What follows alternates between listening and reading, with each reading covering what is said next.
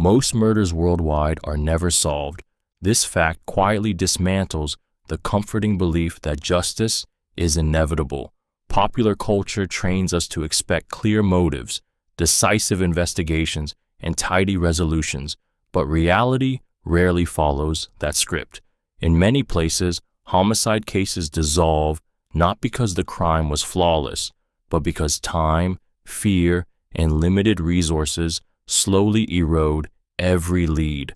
Silence becomes more powerful than evidence. What makes this especially unsettling is how ordinary the failure is. Investigations stall when witnesses refuse to speak, evidence degrades, or authorities are overwhelmed. As months turn into years, urgency fades.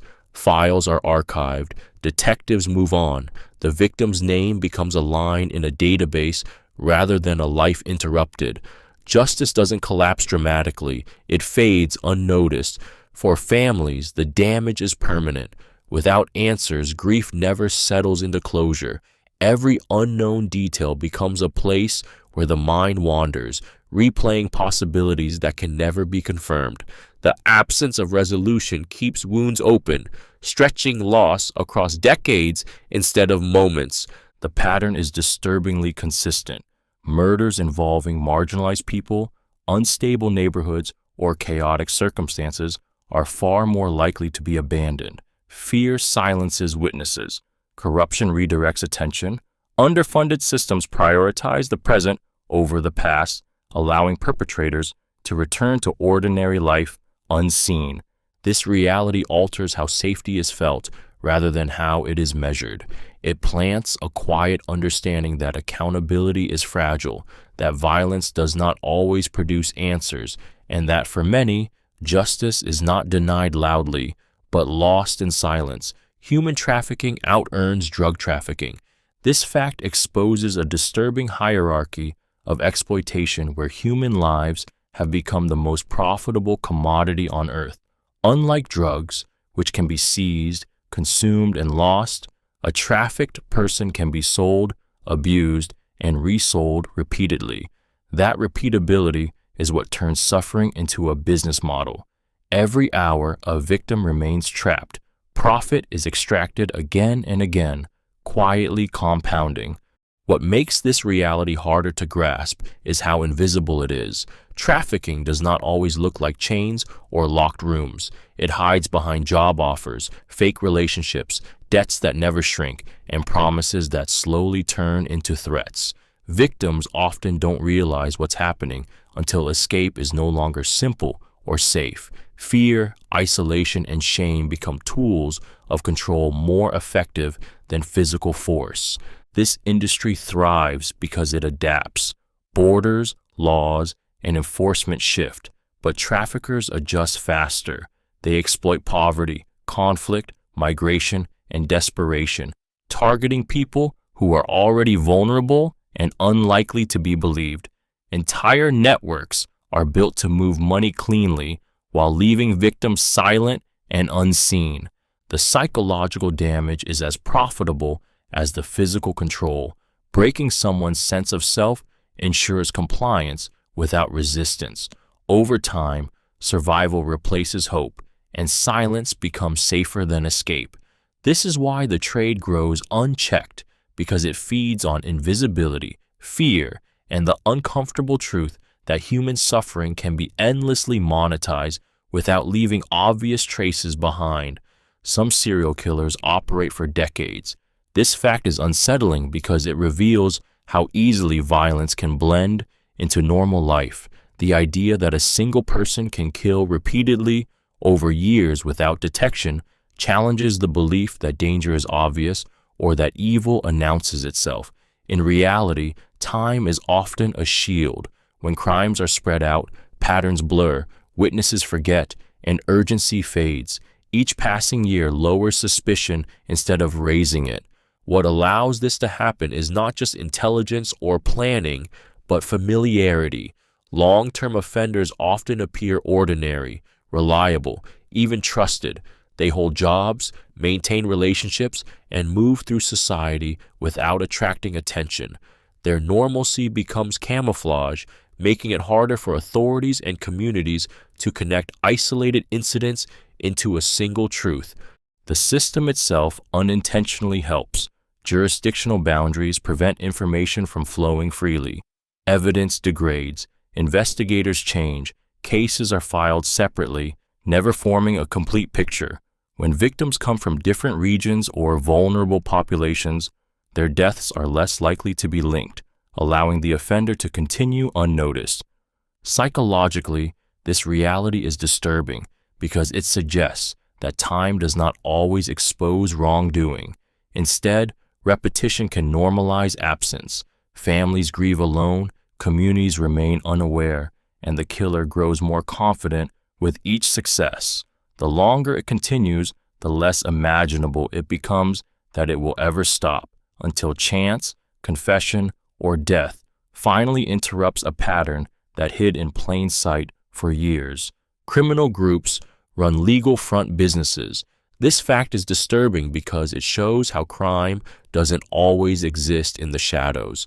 Often, it operates in daylight, behind clean storefronts, official paperwork, and smiling customer service. Front businesses create the illusion of legitimacy, allowing illegal activity to blend seamlessly into everyday life. To outsiders, nothing appears wrong, which is precisely why it works. These operations serve multiple purposes. They move illicit money through accounts that appear normal, masking its origin and making it difficult to trace.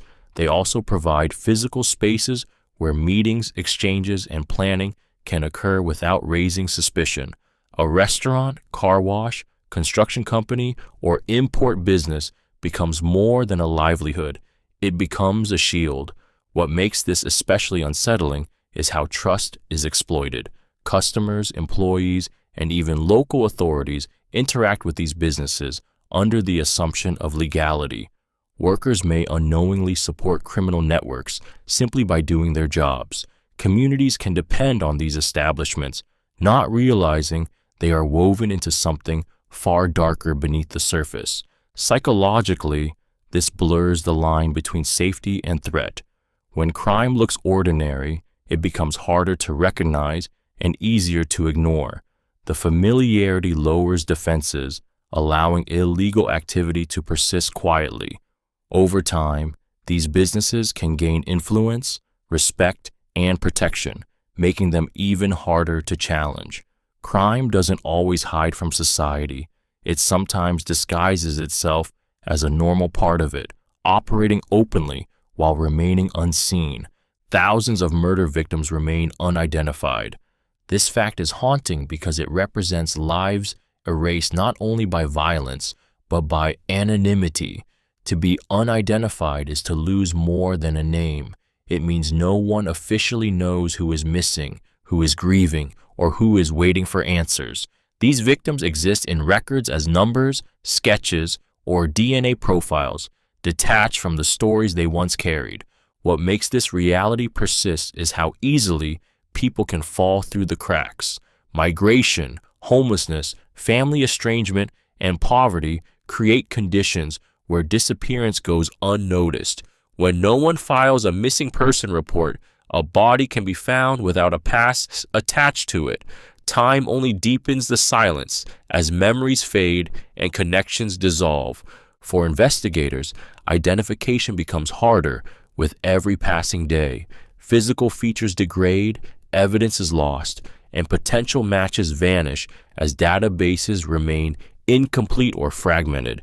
Even advances in forensic science cannot fully restore what time erases. Each unidentified victim becomes a stalled question, waiting for a recognition that may never come. Psychologically, this is deeply unsettling because it suggests a world where a person can be killed and effectively vanish. No funeral, no public grief, no justice demanded.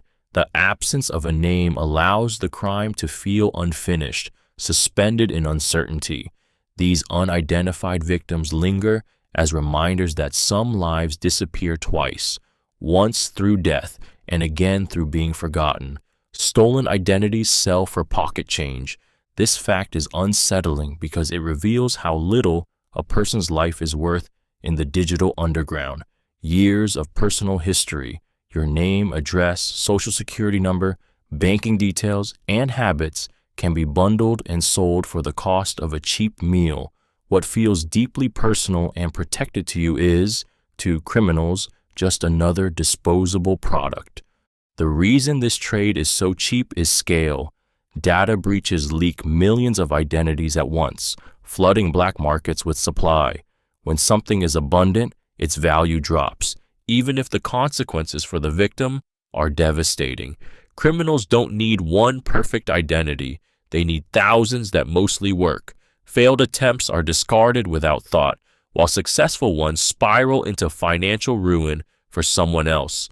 What makes this especially disturbing is how invisible the damage can be at first. Victims often discover the theft months or years later, after loans are taken, records are altered, or credit is destroyed.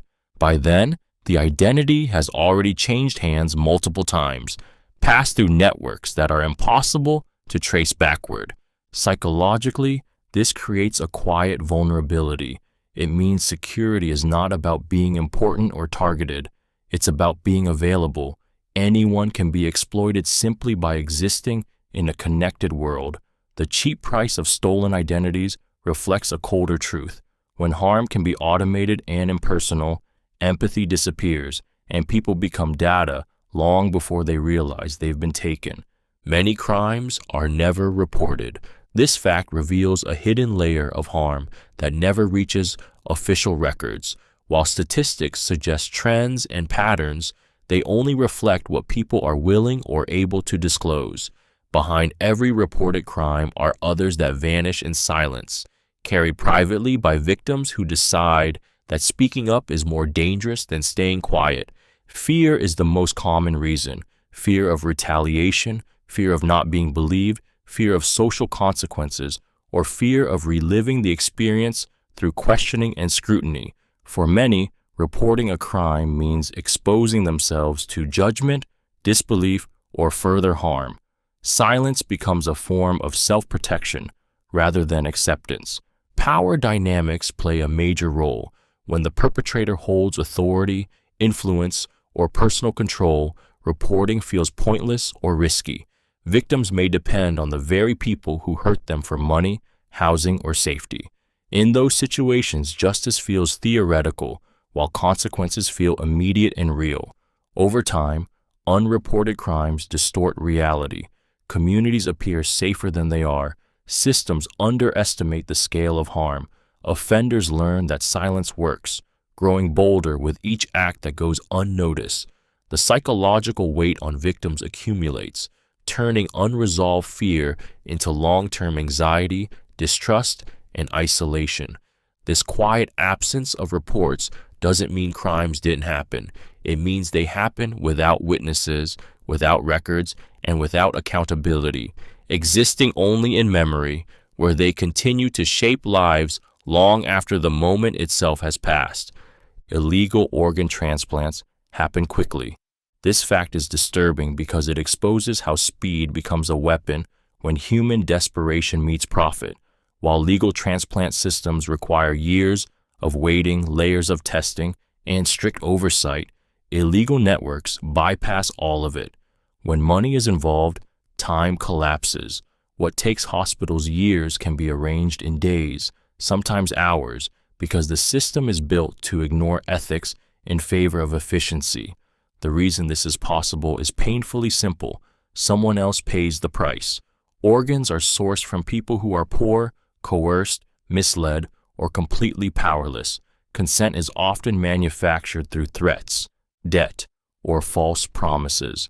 In some cases, donors are never fully informed about the risk, or even whether they will survive the procedure.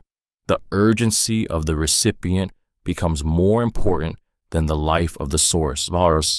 These operations thrive in secrecy and speed.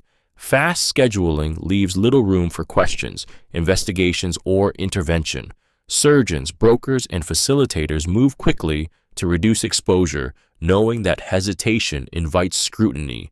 Paper trails are erased or never created. Once the transplant is complete, the system vanishes, leaving no accountability behind. Psychologically, this reality is chilling because it reframes time itself as something dangerous. The faster it happens, the less humanity remains in the process. Bodies become inventory, suffering becomes transactional, and survival is reduced to who can pay and who can be silenced quickly enough for the system to keep moving. Corrupt officials help criminals escape.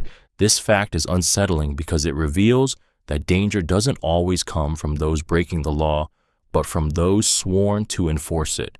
When authority is compromised, justice becomes selective. A single bribe, favor, or political connection can undo months of investigation, allowing criminals to walk free while the system appears intact or on the surface.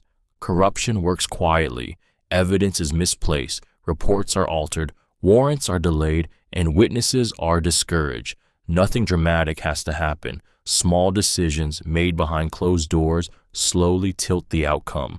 To the public, a case may seem weak or inconclusive, when in reality it was carefully dismantled from within. What makes this especially disturbing is the imbalance of power. Criminals protected by corrupt officials gain confidence, knowing consequences are negotiable. Victims, meanwhile, lose faith, not just in justice, but in truth itself. Reporting a crime can feel dangerous when those meant to protect you may be aligned with the threat. Psychologically, this fractures trust at a deep level. Laws are meant to provide order and safety, but corruption turns them into tools that serve whoever can pay or pressure enough. Over time, people learn that rules are flexible for some and absolute for others. This silent betrayal is what allows crime to persist, not through force alone, but through the quiet cooperation of power. Human bones are sold illegally. This fact is disturbing because it turns death into a marketplace. Human remains, which most cultures treat with reverence and care, are quietly trafficked as commodities. Skulls, skeletons, and individual bones are bought and sold through hidden networks that exploit gaps in law, oversight, and accountability. What should mark the end of a life instead becomes the beginning of a transaction. The trade survives by hiding behind legitimate demand. Bones are sought after for collectors, decoration, alternative medicine, occult practices, and even education. When legal supply is limited or regulated, illegal channels fill the gap. Graves are robbed, remains are diverted from crematoriums, or bodies are sourced from impoverished regions where oversight is weak and families lack the power to question what happens after death. What makes this especially unsettling is how easily respect disappears once a body is no longer recognizable as a person. Bones are stripped of identity, history, and dignity, reduced to objects that can be shipped, priced, and displayed.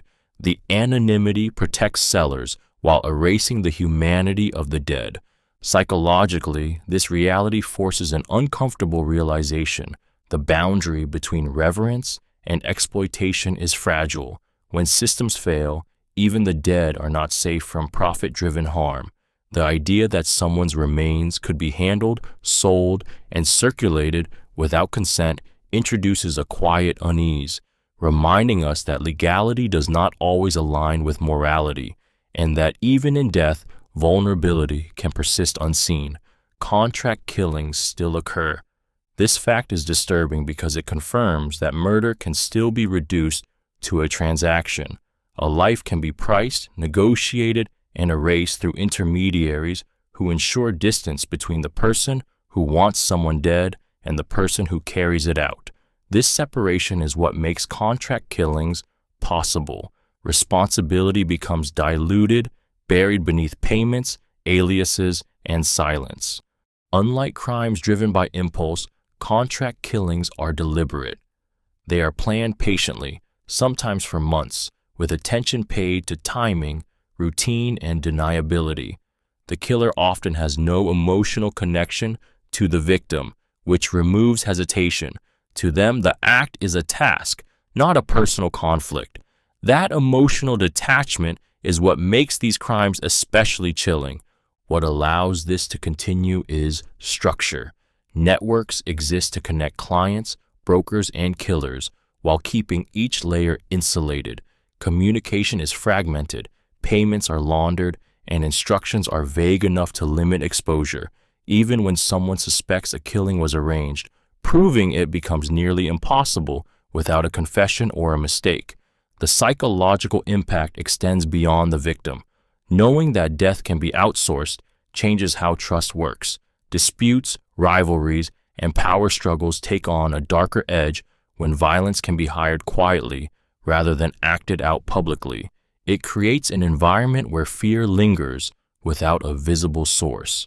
Contract killings persist because they thrive on anonymity, patience, and the unsettling truth that in some systems, removing a person is easier than resolving a conflict. Wildlife trafficking funds crime networks.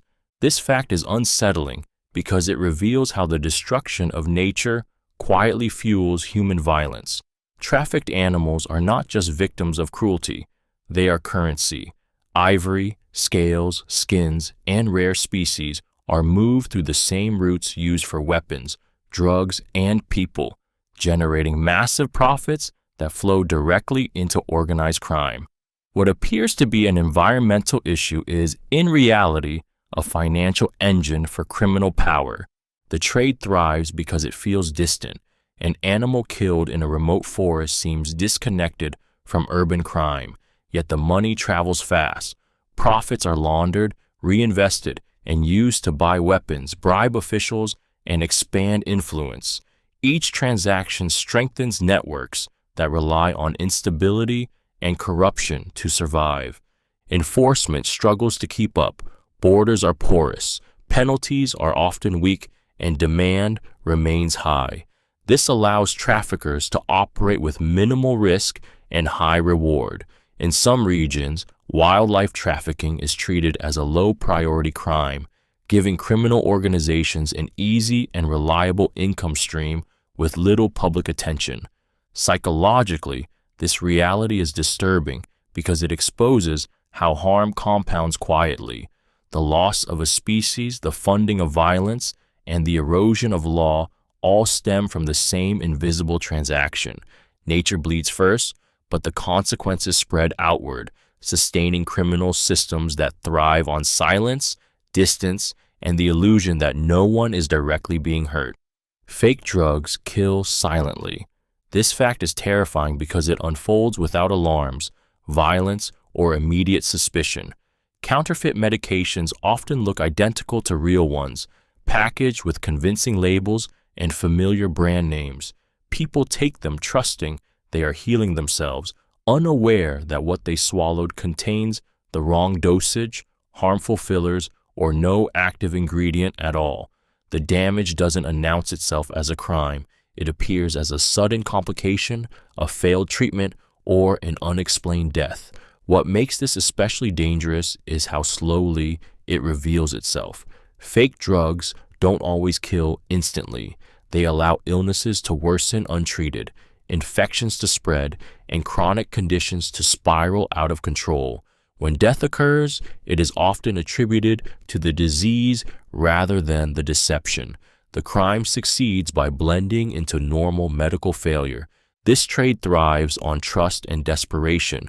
People seeking affordable treatment, living in areas with limited health care, or buying medication online are especially vulnerable. Criminal networks exploit that need, turning illness into profit while remaining invisible. Unlike street drugs, counterfeit medicine moves through legitimate-looking supply chains, pharmacies, and online stores, protected by the assumption of safety. Psychologically, this creates a quiet fear, the idea that even help can be dangerous. It erodes confidence in systems meant to protect life and replaces certainty with doubt. The silence is what makes it deadly. There is no warning, no clear moment of betrayal, only the slow realization that something meant to heal has already done irreversible harm. Missing persons cases quietly go cold. This fact is unsettling because disappearance rarely ends with answers. Unlike crimes with clear scenes or timelines, missing persons cases fade slowly, almost invisibly. At first, there are searches, interviews, flyers, and urgency. Then time stretches, leads dry up, calls stop coming in. The case doesn't close with resolution. It simply loses momentum. What makes this especially disturbing is how silence replaces action. As days turn into months, attention shifts elsewhere. Detectives are reassigned, files are moved from desks to shelves. Unless new information appears, the case remains technically open while functionally abandoned. The missing person becomes a name attached to a date, not an active investigation. For families, this creates a unique kind of suffering. Without confirmation of death or survival, grief has nowhere to settle. Hope and dread coexist endlessly. Every unknown detail becomes a loop. The mind replays, searching for meaning that may never arrive. There is no closure, only waiting. The pattern is not random. Cases involving adults, marginalized individuals, or people without strong advocates are far more likely to stall. Lack of media attention, jurisdictional confusion, and limited resources quietly decide whose absence matters most. Over time, the disappearance becomes normalized, as if prolonged absence itself explains everything. Psychologically, this reality changes how people understand safety and permanence. It reveals how easily someone can slip out of record, out of urgency, and eventually out of collective memory. Not all losses are acknowledged loudly. Some are absorbed by time, unresolved, and unanswered, leaving only a quiet absence where a person used to be. Dark web markets last for years. This fact is unsettling because it shows how illegal economies can survive in plain digital obscurity. While takedowns and arrests make headlines, many marketplaces quietly operate for long stretches of time, adapting faster than enforcement can respond. Their longevity isn't accidental. It's engineered through anonymity, decentralization, and constant reinvention. These markets thrive by removing face-to-face risk. Buyers and sellers never meet, never know real names, and never see consequences unfold. Encryption, layered networks, and digital currencies create distance, not just from law enforcement, but from moral weight. Transactions feel abstract, making illegal acts feel less real and more routine. Trust, paradoxically, is what keeps these markets alive. Reputation systems, reviews, and escrow services mimic legitimate platforms, creating a sense of safety within an illegal space. Over time, users become comfortable, even dependent, treating the marketplace as stable infrastructure rather than a temporary risk. Psychologically, this changes how crime is perceived. When illegal access feels easy and reliable, hesitation erodes. The longer a market survives, the more normal it becomes, attracting users who might never engage in physical criminal networks. Its persistence suggests permanence, lowering fear and increasing participation. The most disturbing part is the silence. While authorities dismantle one site, others quietly continue, learning from past mistakes. Years pass, profits grow, and damage accumulates without spectacle, proving that in the digital age, crime doesn't need visibility to endure, only patience and a system designed to outlast attention. Trillions are laundered annually. This fact is unsettling because it reveals how deeply crime is woven into the global economy. Money laundering is not a fringe activity. It operates at a scale so large, it distorts markets, governments, and institutions without most people ever noticing. Illegal money doesn't stay hidden in cash-filled rooms. It flows through banks, businesses, real estate, and investments, quietly blending in with legitimate wealth. What makes this possible is complexity. Modern financial systems move money across borders in seconds, creating layers that obscure origins and responsibility. Shell companies, offshore accounts, and false transactions turn dirty money clean enough to be spent openly. Each layer adds distance between the crime and its profit, making accountability harder to reach. The emotional weight of this reality comes from its consequences. Laundered money strengthens criminal networks, fuels corruption, and undermines trust in institutions meant to protect the public. It allows drug empires, traffickers, and fraud rings to operate as if they were lawful enterprises, reinvesting profits to expand their reach. Psychologically, this creates a quiet imbalance. When illegal wealth is protected by systems designed for legitimate use, the line between right and wrong begins to blur. Hard work competes with hidden crime, and fairness becomes harder to believe in. The most disturbing part is not just the scale of the money, but how effortlessly it disappears into the world, unseen, reshaping power without ever announcing itself.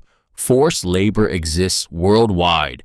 This fact is disturbing because it contradicts the belief that slavery is a problem of the past. Forced labor doesn't always involve chains or visible violence. It often survives through debt, threats, withheld documents, and fear.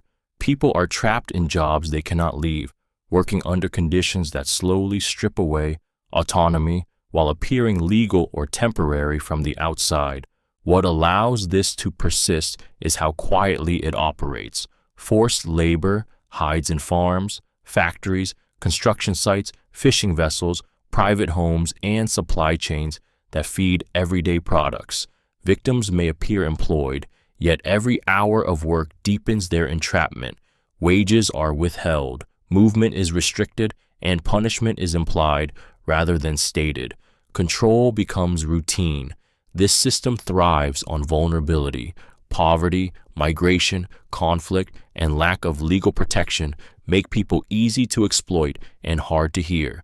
Many victims fear deportation, retaliation, or arrest more than abuse itself.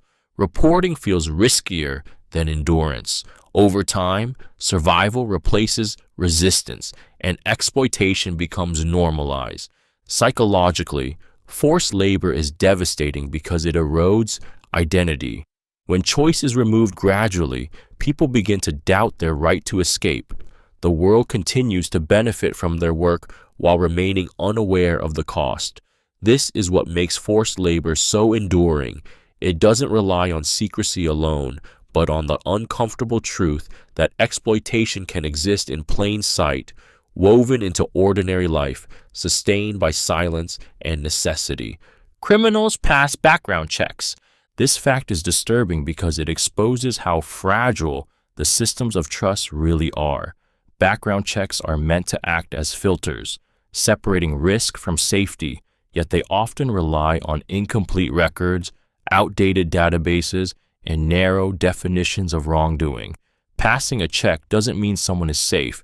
It often only means they haven't been caught, charged, or properly recorded. What makes this unsettling is how normal the failure is. Crimes committed in different jurisdictions may never appear.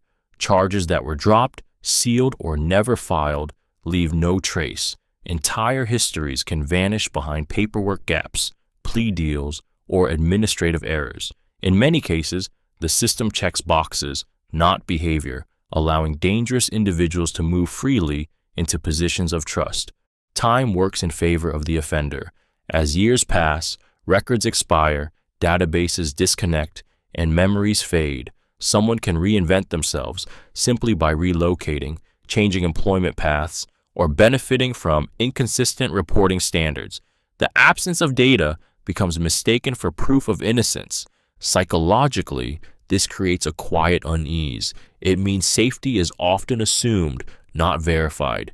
Teachers, caregivers, co-workers, neighbors, and authority figures may carry hidden pasts that no form can reveal. The reassurance of clearance replaces genuine scrutiny, lowering defenses where they should remain intact. This reality forces an uncomfortable awareness. Systems designed to protect are only as strong as what they can see, and what they can't see, what was never recorded, never connected, or never believed, can pass straight through, unnoticed, trusted, and accepted as harmless. Evidence has framed innocence.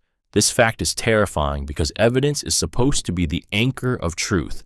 When it becomes a weapon instead, the entire idea of justice destabilizes. Framing does not require elaborate conspiracies.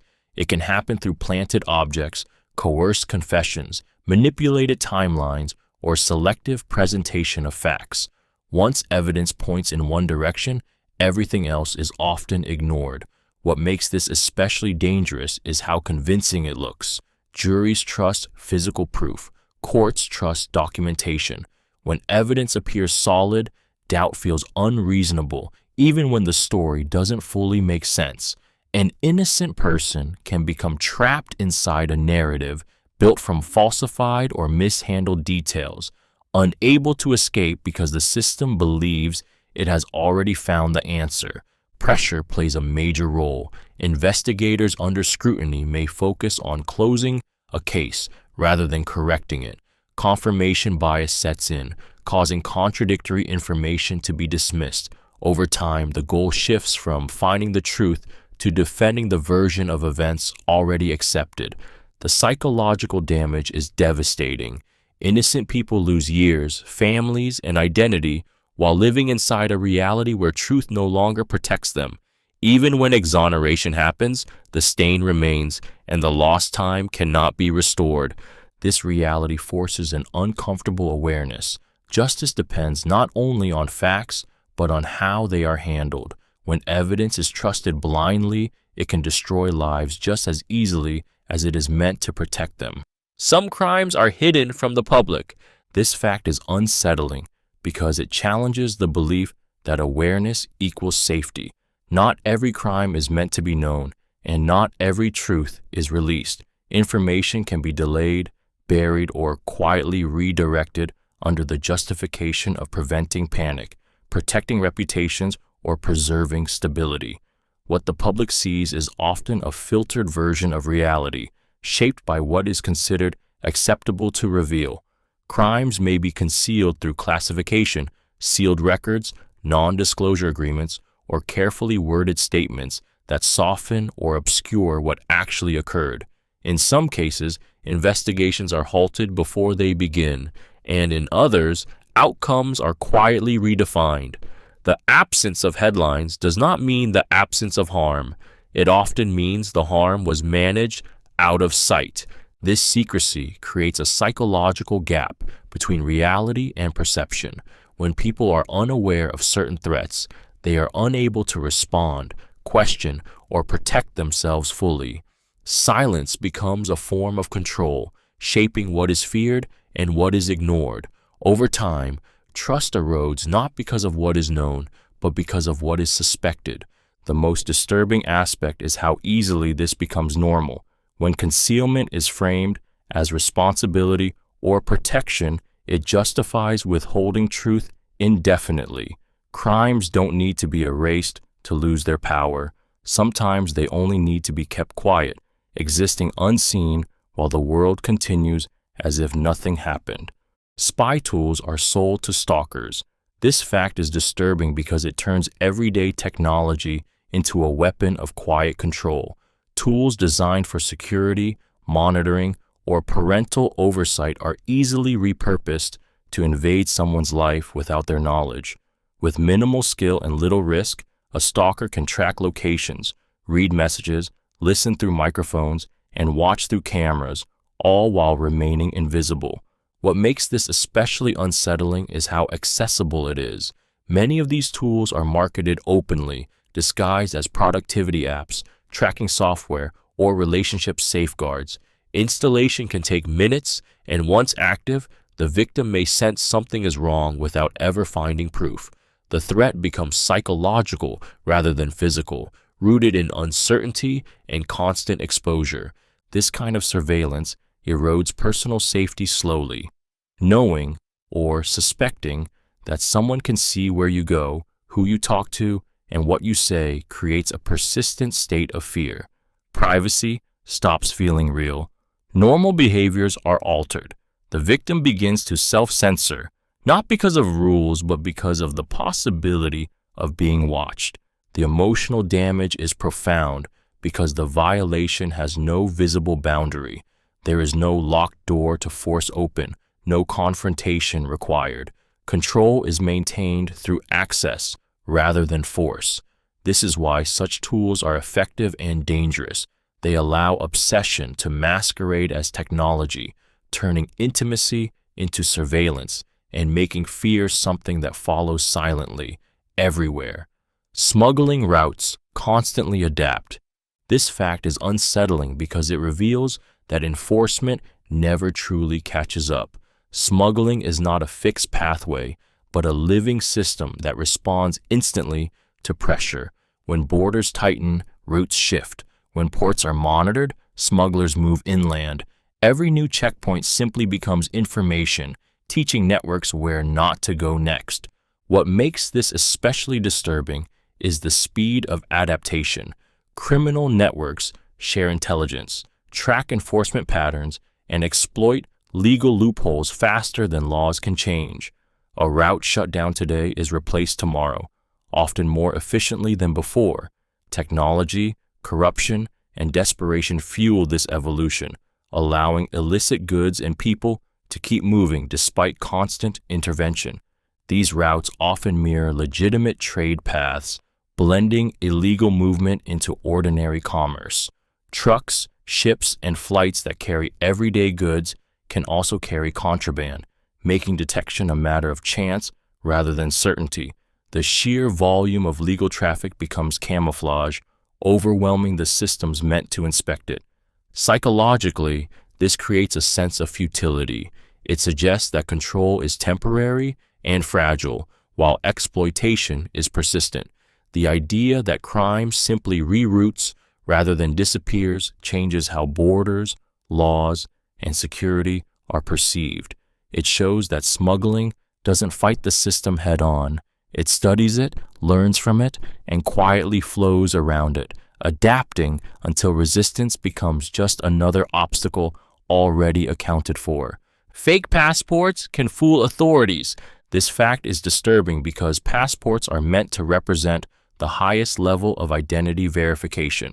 When a forged document can pass inspections, it exposes how fragile the systems of trust really are. A passport is not just paper. It is access to borders, safety, opportunity, and invisibility.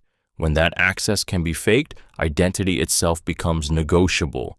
What makes fake passports effective is precision. Modern forgeries are not crude imitations, but carefully engineered replicas, produced with high-quality materials, accurate serial formats, and believable data. Some are built using stolen or corrupted identity records, meaning the document itself may be technically valid even if the person holding it is not who they claim to be. This blurs the line between fake and real in ways that are hard to detect under pressure. Authorities rely on speed and consistency. Border agents process thousands of travelers daily, often with seconds to decide. In that environment, confidence matters. A calm demeanor, rehearsed details, and a document that passes automated checks can override instinct. Technology helps, but it is only as reliable as the data it compares against. The psychological impact is subtle but unsettling. Knowing that someone can erase their past and step into a new identity challenges the idea that movement is controlled or traceable. Criminals, fugitives, and traffickers don't need to hide forever. Sometimes they just need to become someone else. This reality reveals a deeper truth. Systems built on trust and verification are vulnerable not to chaos, but to precision. When identity can be convincingly rewritten, borders become less about protection and more about probability. Toxic waste is dumped illegally. This fact is disturbing because it reveals how danger can be buried rather than removed. Instead of being treated, contained, or disposed of safely, hazardous waste is often hidden in landfills, rivers, abandoned sites, or remote communities to avoid cost and accountability. The harm does not disappear. It is simply relocated to places where attention is unlikely and resistance is weak. What makes this especially unsettling is its invisibility. Toxic dumping rarely looks dramatic. There are no immediate alarms, no instant disasters. Chemicals seep slowly into soil and water, accumulating over years before symptoms appear. By the time illnesses rise or ecosystems collapse, the source is difficult to trace and responsibility is easy to deny. This practice thrives on inequality. Poor and marginalized communities are more likely to live near dumping sites, lacking the resources or political power to challenge what is happening beneath their feet.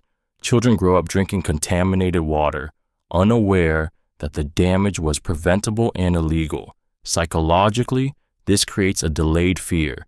The danger is not felt in the moment, but in the uncertainty of the future. Every unexplained illness, every polluted stream becomes a question with no clear answer. The most unsettling part is knowing that the harm was not accidental. It was a decision made quietly, where profit mattered more than lives and silence was cheaper than responsibility. Prison gangs control outside crime. This fact is unsettling because it reveals that prison walls do not contain power. They often concentrate it. While incarceration is meant to isolate criminals from society, many gangs continue to operate seamlessly from inside cells. Orders are given through smuggled phones, coded messages, visitors, and corrupt intermediaries, allowing crimes to be planned and executed far beyond the prison gates. What makes this especially disturbing is how structured it is.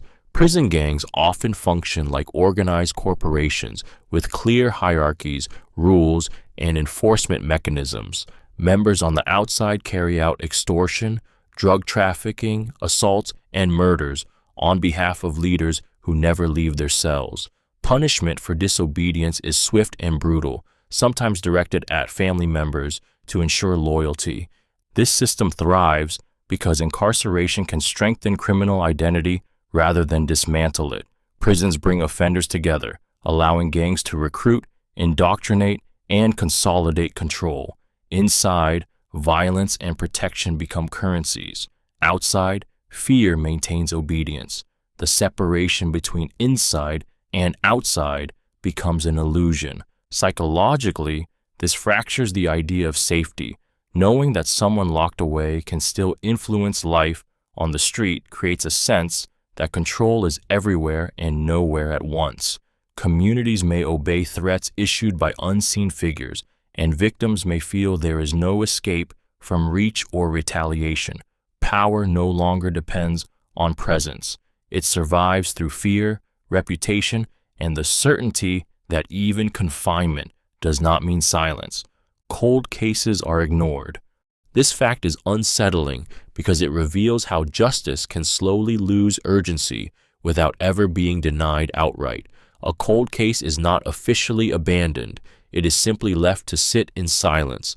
Once immediate leads are exhausted, attention drifts elsewhere. New crimes arrive, resources are reassigned, and the unresolved past becomes an administrative burden rather than a moral one. What makes this especially disturbing is how quietly it happens. There is no announcement that an investigation has stalled. Files are moved, not closed. Names remain in databases, but no one is actively looking anymore. The case still exists on paper, yet in practice, it has been pushed into the background where time does the work of erasing pressure. For families, this creates a slow, exhausting form of grief. Every unanswered question remains alive. Each year without progress feels like confirmation that their loss matters less than the next headline. Hope doesn't disappear. It thins, stretched across decades, sustained by the possibility that someone might eventually care enough to reopen the file. The pattern follows resources and visibility. Cases without media attention, political pressure, or public outrage are the easiest to sideline. Evidence degrades, witnesses die, and memories fade, making reopening the case increasingly difficult and less appealing to institutions focused on efficiency. Psychologically, this reality is deeply unsettling. It suggests that time does not heal all wounds. Sometimes it simply buries them. It reveals that justice is not only about truth, but about attention. And once attention is gone, even the unanswered can be left behind, unresolved and quietly forgotten. Illegal experiments have occurred. This fact is disturbing because it exposes how easily ethics can be overridden when power, curiosity, or ambition go unchecked. Experiments meant to advance knowledge have at times crossed into exploitation, treating human beings as test subjects rather than people. Consent, safety, and dignity were ignored in favor of results, often justified as necessary or urgent. What makes these experiments especially unsettling is how they were often hidden behind authority, medical credentials, government backing, or institutional prestige created a shield that discouraged questioning. Participants were misled, uninformed, or deliberately deceived about risks and purposes. In some cases, harm was not an accident, but an accepted outcome. The damage extended beyond physical injury. Victims were left with long-term trauma, mistrust of institutions, and a sense that their lives were expendable. Communities affected by these experiments often carried generational fear, avoiding healthcare or research out of suspicion, shaped by betrayal. Psychologically, this reality fractures the idea of progress. Science is meant to improve lives, yet these events reveal how easily it can be weaponized when accountability disappears. The language of research can soften cruelty, turning suffering into data and pain into numbers. Illegal experiments persist in memory, not because they were rare, but because they were possible. They remind us that rules exist not to slow discovery, but to protect humanity from the temptation to sacrifice individuals in the name of advancement. Criminal records can vanish. This fact is unsettling because it exposes how accountability is not always permanent. A criminal record is often seen as an unchangeable truth, a documented history that follows someone for life. Yet, in reality, records can be altered, sealed, destroyed, or erased entirely through corruption, legal loopholes, bribery, or administrative manipulation. What once existed as proof can simply stop existing. This happens quietly, without announcement. Files are lost during transfers, databases fail to sync, jurisdictions don't communicate, or paperwork is deliberately mishandled. In more deliberate cases, influence and money accelerate the process. Charges are downgraded, convictions disappear from public view, or entire cases are reclassified. The system that promises memory can be taught to forget. The emotional weight of this fact lies in imbalance. Victims carry permanent consequences, trauma, loss, fear, while offenders may walk forward unmarked, legally clean, and socially trusted. A background check comes back empty. A history is rewritten. Society treats the person as harmless because the paper says so. Psychologically, this fractures trust in systems meant to protect. If records can vanish, then danger becomes harder to predict. People assume safety based on documentation that may be incomplete or false. The most disturbing part is not that mistakes happen, but that disappearance can be intentional. When history can be erased, justice becomes conditional, and the past stops being a warning, leaving others vulnerable to what was already known once and quietly removed. Orphans are recruited by gangs. This fact is disturbing because it exposes how absence becomes an opportunity for exploitation. Children without parents are not just lacking protection, they are lacking visibility. Gangs recognize this immediately. An orphan with no one to report their disappearance, no one to notice changes in behavior, and no one to intervene is easier to approach, manipulate, and absorb into criminal structures. Recruitment rarely begins with violence. It starts with attention, food, protection, and a sense of belonging. Gangs offer structure where none exists, identity where it has been stripped away, and loyalty in place of family. For a child growing up without stability, this can feel like rescue rather than recruitment. By the time control becomes obvious, emotional dependence has already formed. What makes this especially effective is how early it happens. Children are taught that survival depends on obedience, silence, and usefulness. Crime becomes normalized before alternatives are ever introduced. Over time, fear replaces choice, and loyalty is enforced through threats or violence disguised as discipline. Psychologically, this is devastating because it reshapes development itself. Morality becomes transactional. Trust is conditional. Violence becomes routine rather than shocking. The child grows into a role designed by others, often believing it was the only path available. Society rarely sees the beginning of this process, only the outcome, forgetting that many gang members were first victims long before they were labeled as threats. Most cybercrime goes unsolved. This fact is unsettling because it exposes how powerless accountability becomes once crime moves into the digital space. Unlike physical offenses, cybercrime leaves no visible scene, no clear suspect, and often no clear boundary. Attacks can originate from anywhere, pass through dozens of countries, and disappear behind layers of anonymity before anyone realizes damage has been done. What makes this especially disturbing is how routine it is. Millions of cases are reported, yet only a fraction ever lead to identification, let alone consequences. Jurisdictional limits slow investigations, outdated laws fail to apply, and overwhelmed agencies prioritize only the largest incidents. Smaller victims are left to absorb losses quietly, told to change passwords and move on. Time favors the offender. Digital evidence is fragile, easily altered or deleted. By the time an investigation begins, logs are gone, servers wiped, and trails intentionally poisoned. Criminals reuse methods, automate attacks, and move faster than systems designed to stop them. Psychologically, this creates a constant low-level vulnerability. It means security is provisional, not guaranteed.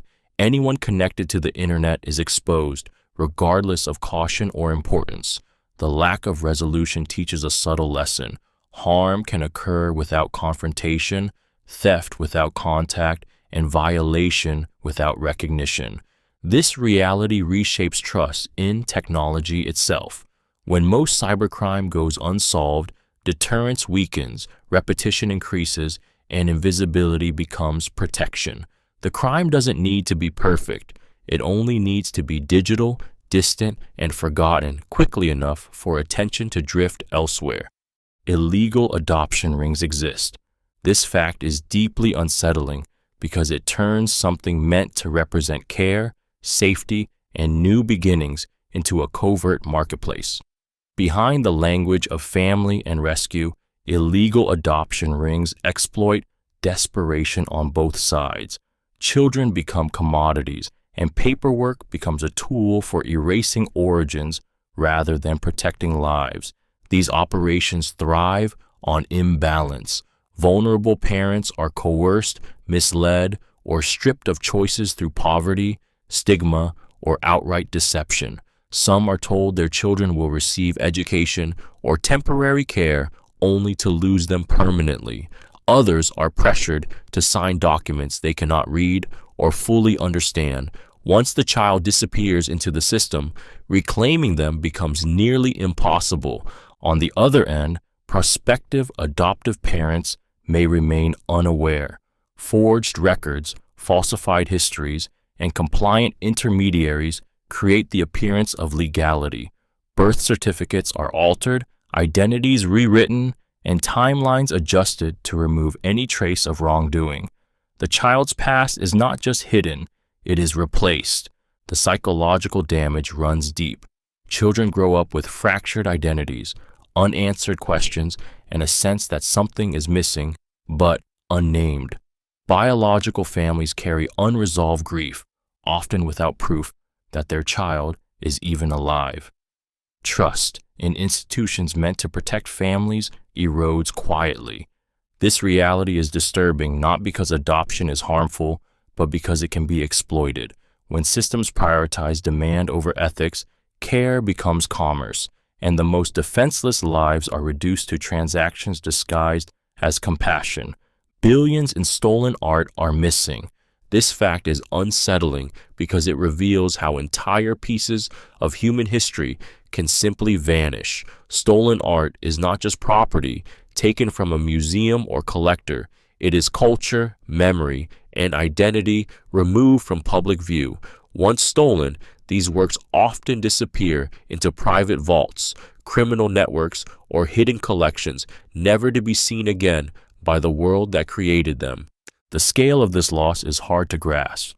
Paintings, sculptures, and artifacts worth billions circulate through black markets where ownership is disguised and origins are deliberately obscured.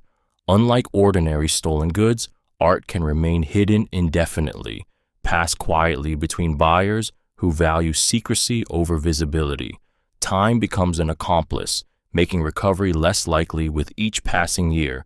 What makes this especially disturbing is how powerless recovery efforts often are.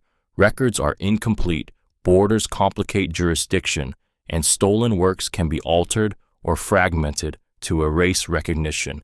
Even when pieces resurface, legal battles can stretch for decades, draining resources and momentum until silence returns. Psychologically, this creates a sense of permanent absence.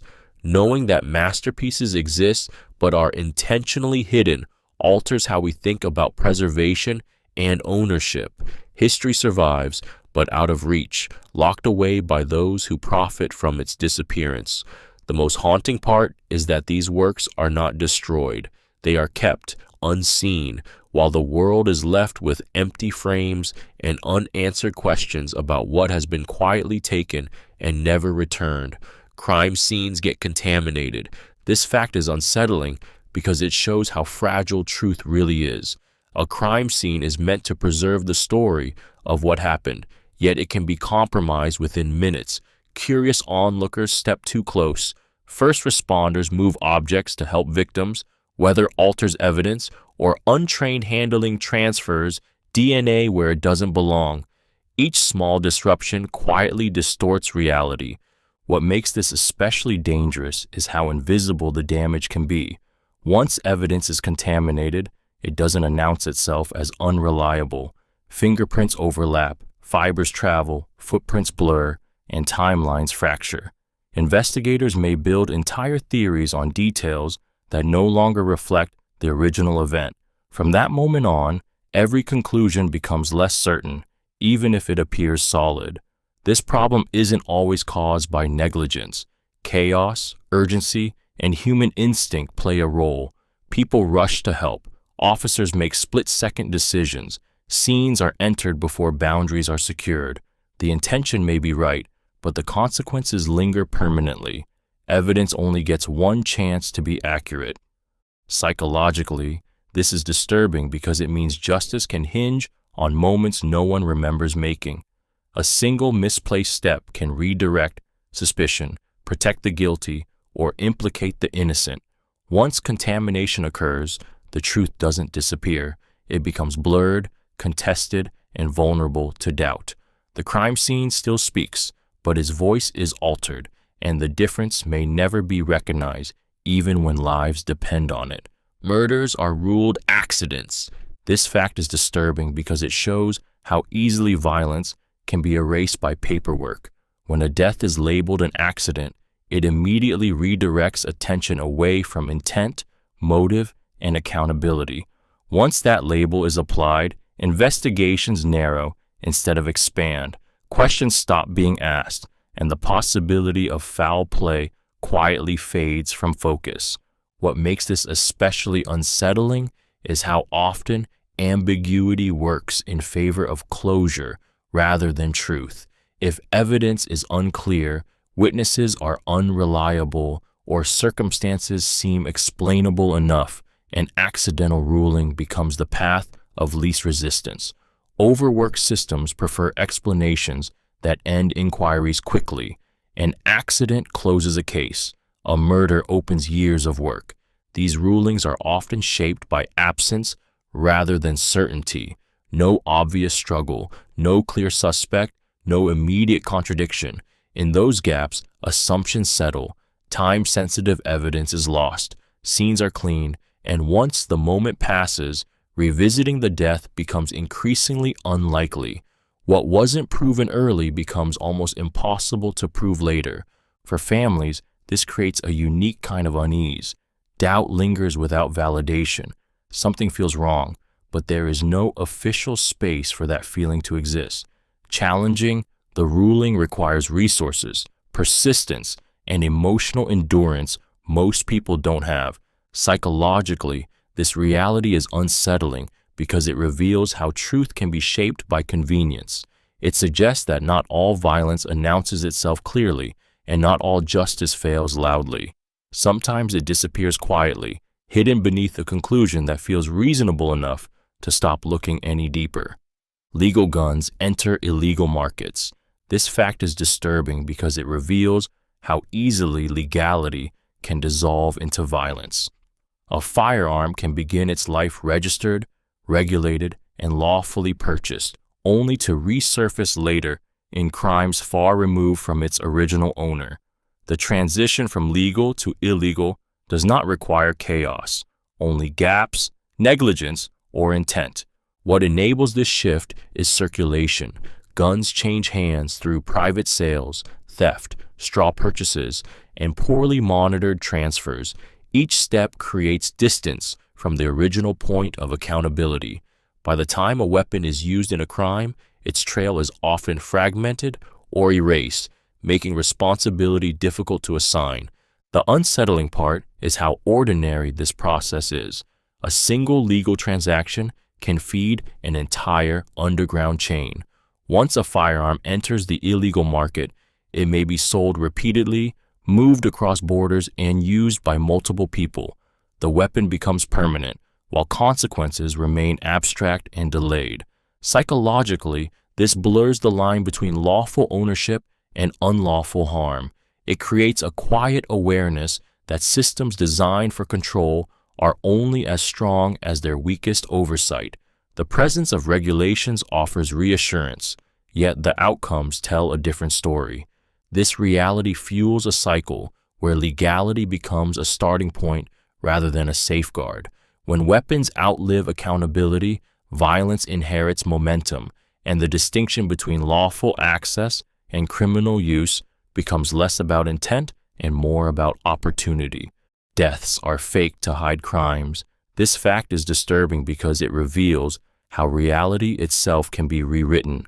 Death is meant to be final, documented, unquestionable, yet in some cases it is staged, manipulated, or falsely recorded to erase a crime or protect someone responsible. A body may be misidentified, a cause altered, or paperwork adjusted just enough to close a case without ever exposing the truth. What makes this possible is not theatrics, but systems. Death certificates rely on information provided by people, and people can lie, omit, or be pressured. Autopsies may be rushed, skipped, or influenced. Jurisdictions may lack resources or motivation to challenge inconsistencies. Once an official conclusion is written, it becomes difficult to reopen, no matter how fragile it was to begin with. The emotional impact of this reality is severe. Families accept explanations that never fully make sense, carrying quiet doubts they are told to let go of. Questions linger, but without proof, suspicion becomes grief's companion. Closure is manufactured, not earned.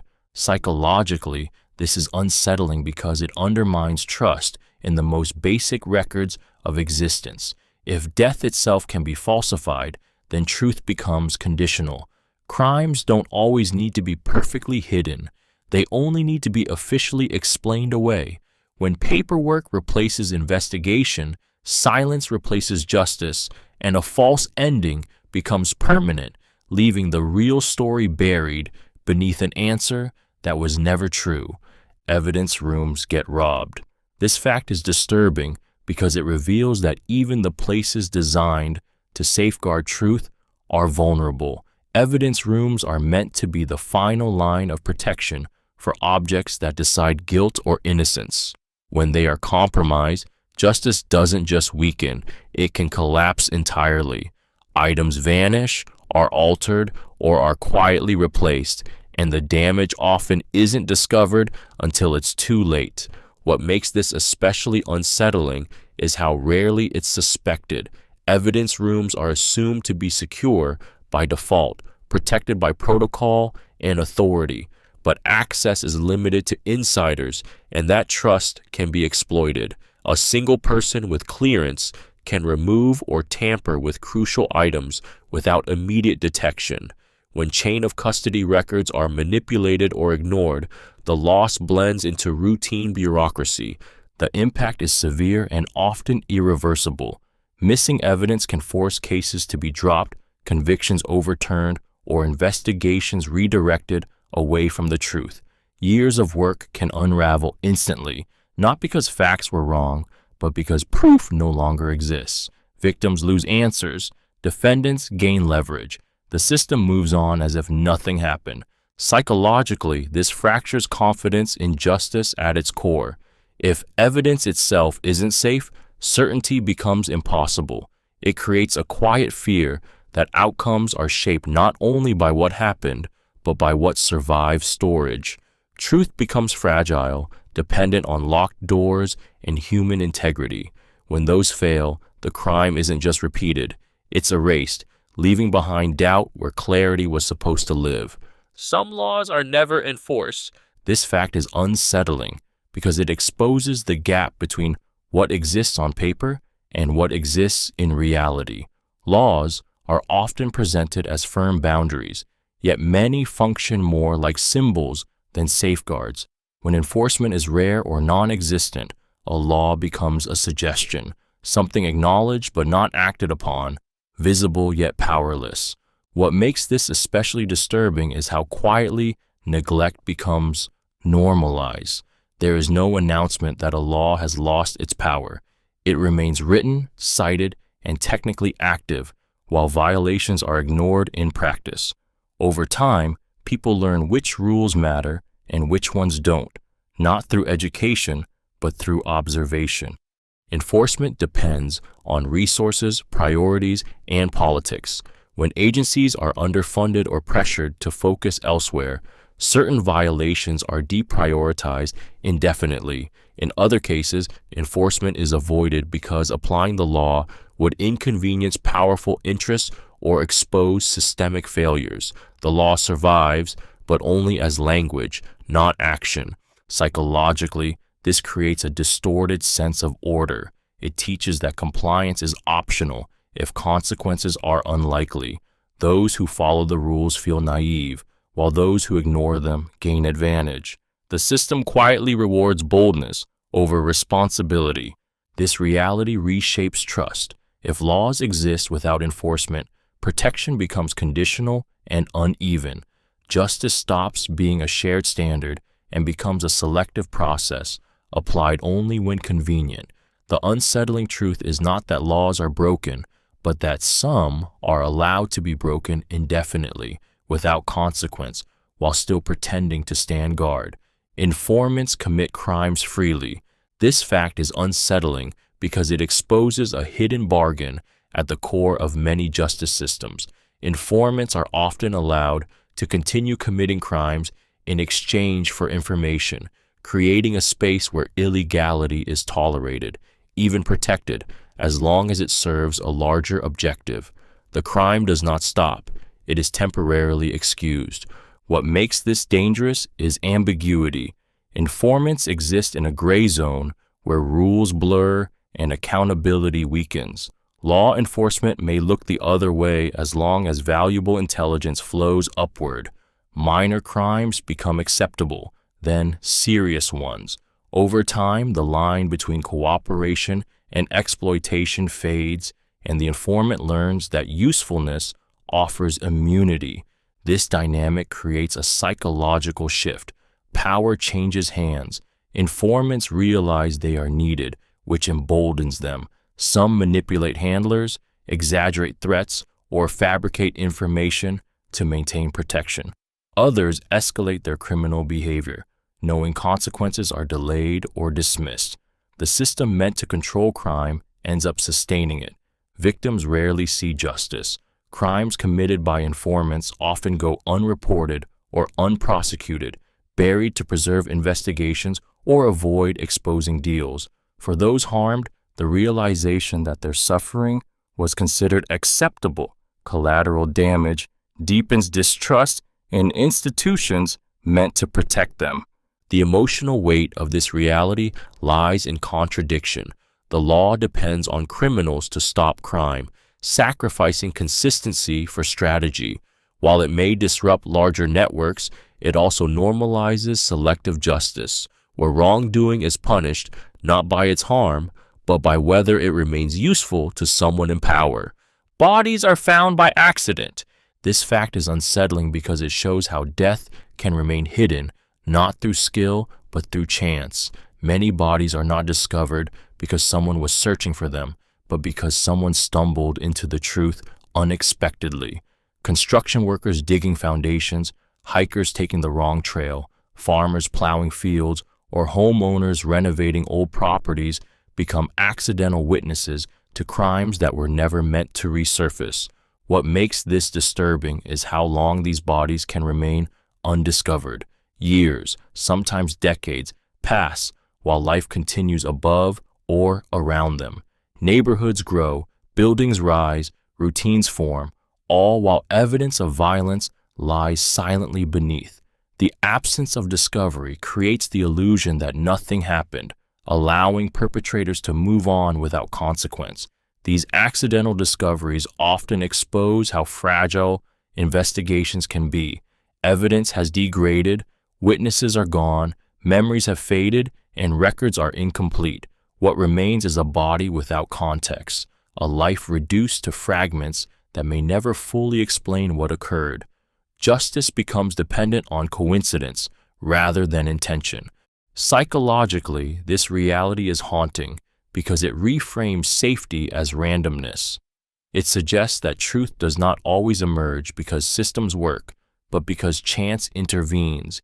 Every unexpected discovery carries the weight of lost time and unanswered questions, reminding us that some deaths remain hidden, not because they were cleverly concealed, but because no one happened to look in the right place until it was already too late.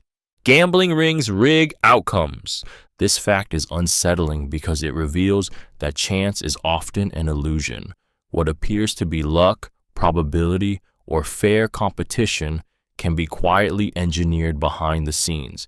Gambling rings manipulate results through bribed players, referees, dealers, software, or insiders with access to systems meant to be neutral. The outcome is decided long before anyone places a bet. What makes this especially disturbing is how invisible the manipulation is. Loss feels personal, like bad judgment or misfortune, rather than design. Winners and losers alike believe they participated in a fair game, unaware that the structure itself was compromised. The ring profits not by predicting outcomes, but by controlling them, ensuring the house or the syndicate never truly risks anything. These operations thrive on trust and scale. A single rigged event can affect thousands of bettors, spreading losses thin enough to avoid suspicion while generating massive profit. Technology has only expanded this reach. Online platforms, live betting, and data-driven odds create more entry points for interference, while complexity makes wrongdoing harder to detect or prove. Psychologically, this erodes the boundary between risk and deception. Gambling already plays on hope, desperation, and the belief that the next try could change everything. Rigging exploits that vulnerability, turning hope into a predictable revenue stream. Victims often blame themselves, not realizing the game was unwinnable from the start. The most unsettling part is how rarely it comes to light. Even when exposed, consequences are limited, and the system absorbs the damage quietly. The illusion of fairness remains intact, allowing manipulation to continue. Chance still looks like chance, even when it has been carefully deliberately removed. Serial arsonists vanish. This fact is unsettling because fire erases more than structures. It erases certainty. Arson scenes are chaotic by nature, destroying the very evidence needed to explain them. Heat warps timelines, smoke contaminates clues, and collapse buries origins. By the time investigators arrive, the story has already burned itself away, leaving behind guesses instead of answers. What makes this especially disturbing is how repetition hides in randomness. Fires appear isolated, written off as accidents, electrical faults, or negligence. Spread across neighborhoods and years, patterns blur. Different crews respond, different reports are filed, and no single perspective sees the full picture. The arsonist benefits from time, distance, and the assumption that fire is unpredictable. These offenders often blend into recovery itself.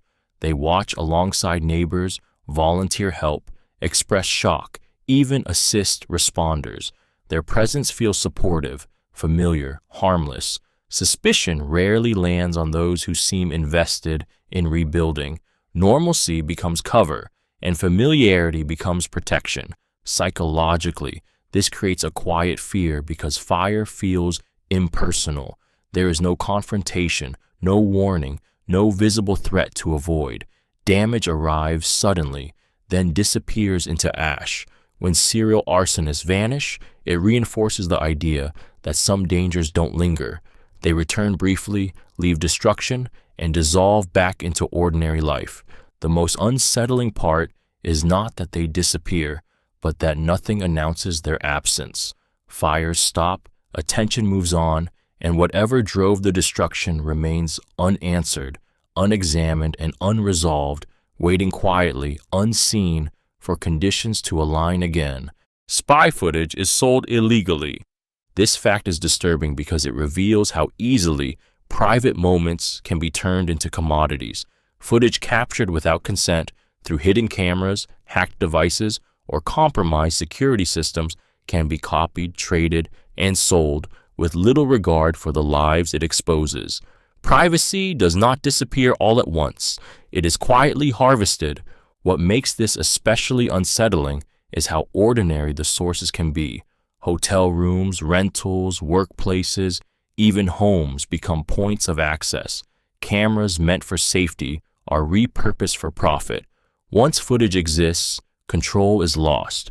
It can be duplicated endlessly, passed between strangers, and stored indefinitely, long after the moment itself has ended. The damage is psychological as much as it is personal. Victims often never know who has seen them or how far the footage has traveled. That uncertainty creates lasting fear, shame, and hypervigilance. Everyday spaces begin to feel unsafe, and trust in technology erodes into suspicion. This trade persists because it thrives on anonymity and demand. Buyers are removed from the act of surveillance, allowing them to consume invasions of privacy without confronting the harm. Sellers justify it as data, content, or curiosity, distancing themselves from responsibility. The most unsettling aspect is how invisible the crime is. There are no alarms, no immediate signs, no way to retrieve what has been taken. Once privacy is captured and sold, it becomes permanent, existing beyond the victim's reach, proof that surveillance does not end when the camera turns off. Witnesses disappear. This fact is disturbing because it turns truth into something fragile and temporary. A witness represents memory, accountability, and the possibility of justice. When that person vanishes, so does the narrative that could expose what really happened. Disappearances don't always mean sudden violence. Sometimes they unfold quietly through intimidation, relocation, silence, or pressure that makes staying visible feel more dangerous than disappearing. What makes this especially unsettling is how effective fear can be. Witnesses may receive threats that never need to be carried out. A warning, a pattern, or a single message is often enough to reshape behavior. People change routines, move cities, stop answering calls, or withdraw cooperation. Officially, nothing looks wrong. Unofficially, a case collapses. Systems struggle to respond because disappearance is not always a crime. A witness can legally refuse to testify, lose contact, or decline protection. When protection exists, it may arrive too late or feel insufficient. The responsibility to stay visible often falls on individuals facing forces far larger than themselves. Psychologically, this creates a chilling effect that extends beyond a single case. Others watching learn the lesson quickly. Speaking carries risk. Silence offers survival. Over time, this erodes collective trust in justice. Crimes don't need to eliminate every witness, only enough to create uncertainty. When witnesses disappear, the truth doesn't just weaken, it becomes negotiable, dependent not on facts, but on who is still willing and still alive to speak. Judges dismiss real cases. This fact is disturbing because it reveals how justice can end not with truth, but with a signature. A case does not need to be false or weak to be dismissed. It only needs to become inconvenient. Procedural errors, technicalities, political pressure, or overcrowded courts can abruptly shut the door on cases where real harm occurred and real accountability was possible. What makes this especially unsettling is how clean it looks from the outside. A dismissal appears orderly, lawful, and final. The paperwork is correct, the language is formal, and the system moves on. But beneath that surface, victims are left without answers, and perpetrators walk away not because they were innocent, but because the process failed them in a quiet, sanctioned way. These decisions often stem from systemic strain. Courts are overloaded, underfunded, and pressured to move quickly. Judges may prioritize efficiency over depth, stability over risk. In some cases, influence plays a role. Status, connections, or fear of consequences can weigh heavier than evidence. The law becomes something that can be navigated rather than enforced. Psychologically, this fractures trust at a deep level. When a real case is dismissed, it teaches victims that truth alone is not enough. It signals that justice is conditional, dependent on timing, resources, and power. Reporting a crime becomes a gamble, and silence can feel safer than participation. The most damaging part is not the dismissal itself, but the message it sends, that harm can be acknowledged, documented, and still set aside, leaving reality unresolved and accountability permanently out of reach. Secret prisons have existed. This fact is unsettling because it reveals how power can operate outside visibility while still claiming legitimacy. Secret prisons are designed not just to detain people, but to remove them from records, oversight, and public awareness. When someone is held in such a place, they are effectively erased from the legal system, existing in a space where rules no longer clearly apply.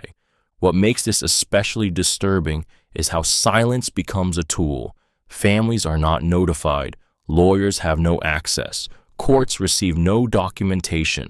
Without acknowledgement, there is no timeline, no accountability, and no pressure to justify what happens inside.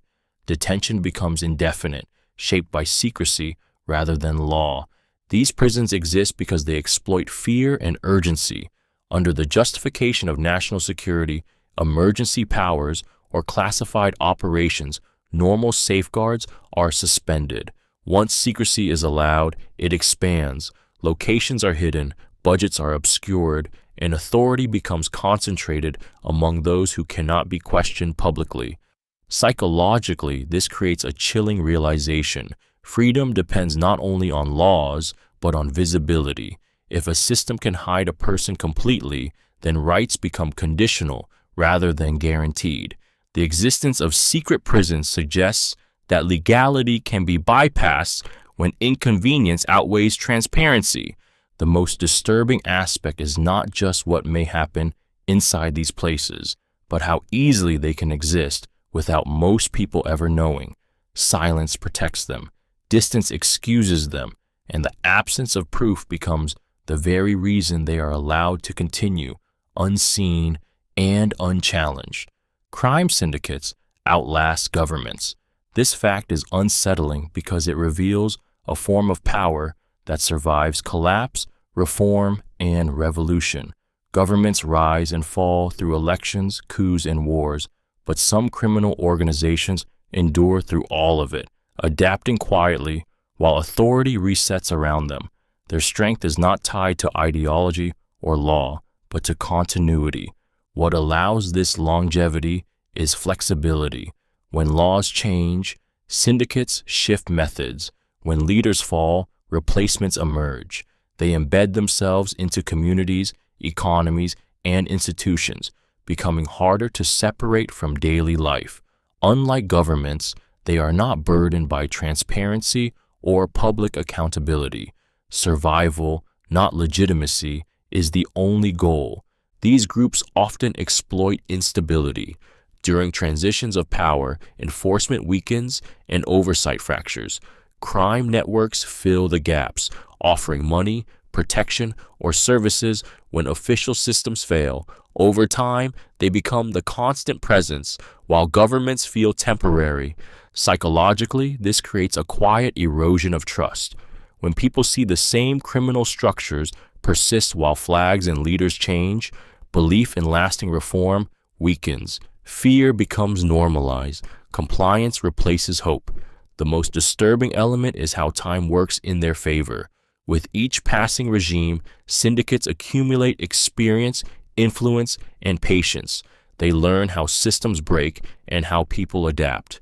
While governments promise order and justice, these organizations promise continuity. And in unstable environments, continuity can become more powerful than authority itself. Digital evidence can be altered.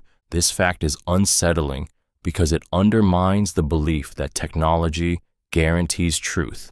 Digital records are often seen as precise, objective, and permanent, yet they exist as data that can be edited, overwritten, or manipulated without leaving obvious traces. Photos, videos, messages, timestamps, and logs can all be changed, sometimes subtly enough to pass scrutiny unless experts know exactly where to look.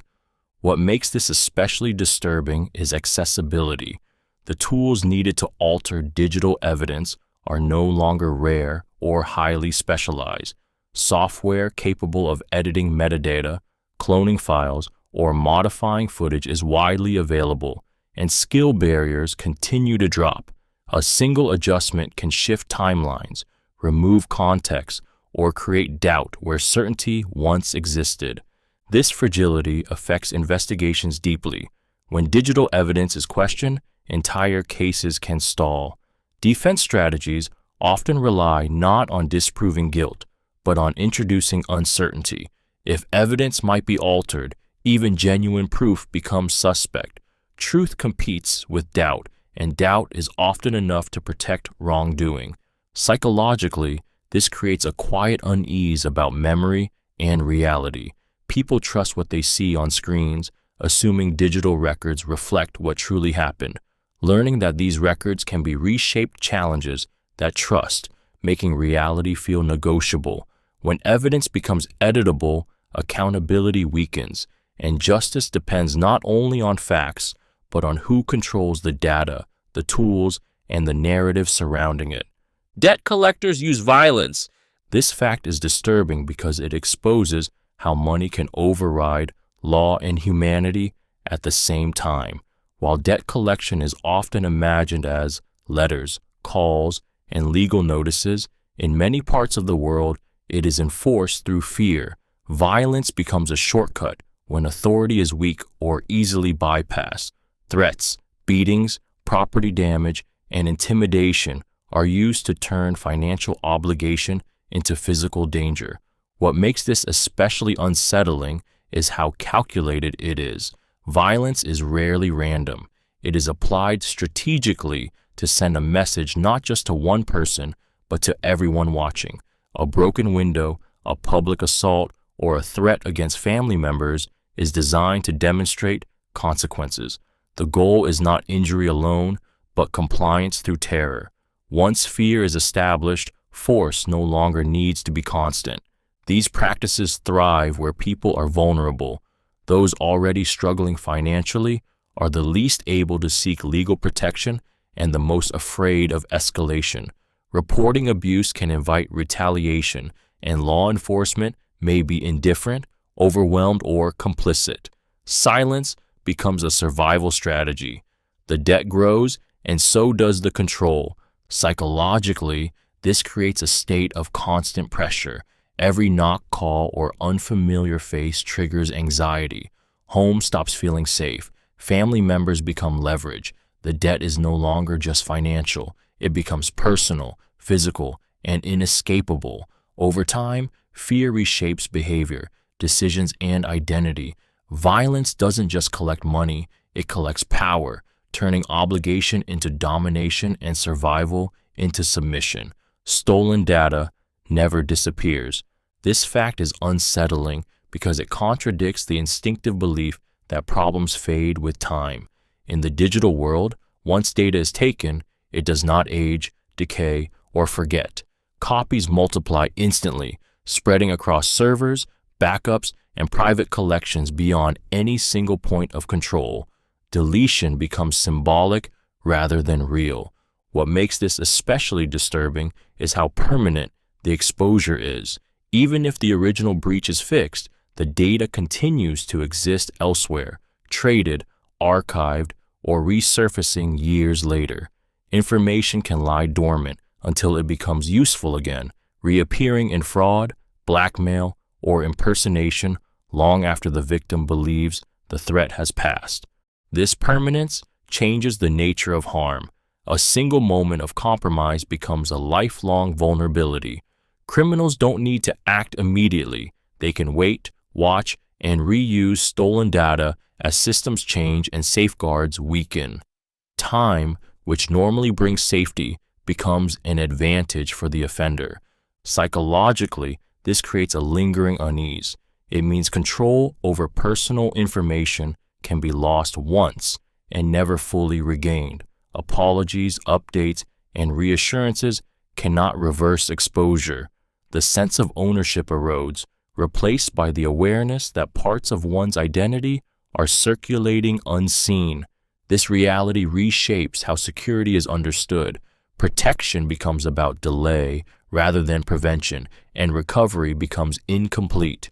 When stolen data never disappears, the harm is not a single event, but a shadow that follows indefinitely, waiting for the moment it becomes valuable again. Crime stats are manipulated. This fact is unsettling because numbers are treated as truth. Statistics shape public fear, policy decisions, funding, and trust, yet they are only as honest as the systems producing them. When crime data is altered, reclassified, or selectively reported, reality itself is softened or distorted without most people ever noticing. Manipulation rarely looks dramatic. Crimes are downgraded to lesser offenses, reports are discouraged, or cases are quietly merged or excluded. A robbery becomes a lost property report. An assault is reframed as a disturbance. Each small change seems harmless on its own, but together they reshape the story being told. What drives this is pressure. Departments are judged by numbers. Cities compete over safety rankings. Political leaders want progress, not problems. When success is measured statistically, the incentive shifts from reducing crime to reducing its visibility. The result is a cleaner narrative rather than a safer reality. Psychologically, this creates a dangerous disconnect. Communities are told they are safer while experiencing the opposite. Victims feel dismissed when their experiences don't match official claims. Trust erodes quietly, replaced by cynicism and doubt. The most unsettling part is how persuasive manipulated data can be.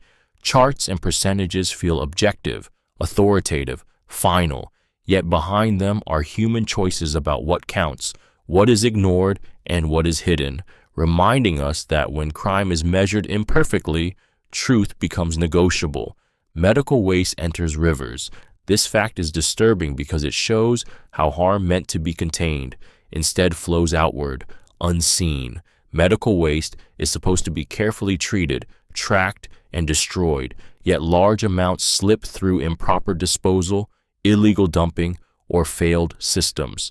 Needles, pharmaceuticals, blood-contaminated materials, and chemical residues find their way into waterways that people depend on for drinking, bathing, and farming. What makes this especially unsettling is how quietly it happens. Rivers do not signal danger immediately. Contamination spreads gradually, diluting just enough to avoid attention while still causing long-term damage. Antibiotics alter ecosystems. Hormones disrupt wildlife. Pathogens travel far beyond their point of origin. By the time effects are noticed, the source is often impossible to trace. This practice thrives on distance and neglect. Disposal shortcuts save money, especially when oversight is weak or corruption is present. Communities downstream rarely know what they are exposed to, and responsibility is blurred across facilities, contractors, and jurisdictions. Accountability dissolves into paperwork. Psychologically, this creates a deep sense of vulnerability. Water is assumed to be neutral, natural, safe. When it becomes a carrier of hidden waste, trust in the most basic resource erodes. Every glass poured, every river crossed carries an invisible question. The most unsettling part is knowing that this contamination is not accidental. It is the result of decisions made quietly, where convenience outweighed safety and the consequences were allowed to drift away with the current. Fugitives live openly. This fact is unsettling because it challenges the idea that running means hiding. Many fugitives are not lurking in shadows or constantly changing locations. Instead, they blend into ordinary life, holding jobs, forming relationships, and becoming familiar faces in their communities. The absence of suspicion becomes their greatest protection. What makes this possible is how systems fracture over distance and time. Jurisdictions fail to communicate, records are incomplete, and faces fade from public memory. As years pass, urgency dissolves. A wanted poster becomes outdated, a case loses priority, and the fugitive's past slowly detaches from their present. Normality becomes camouflage. Living openly also relies on social trust. People assume that someone who appears stable, polite, and consistent must be legitimate. Neighbors don't question routine.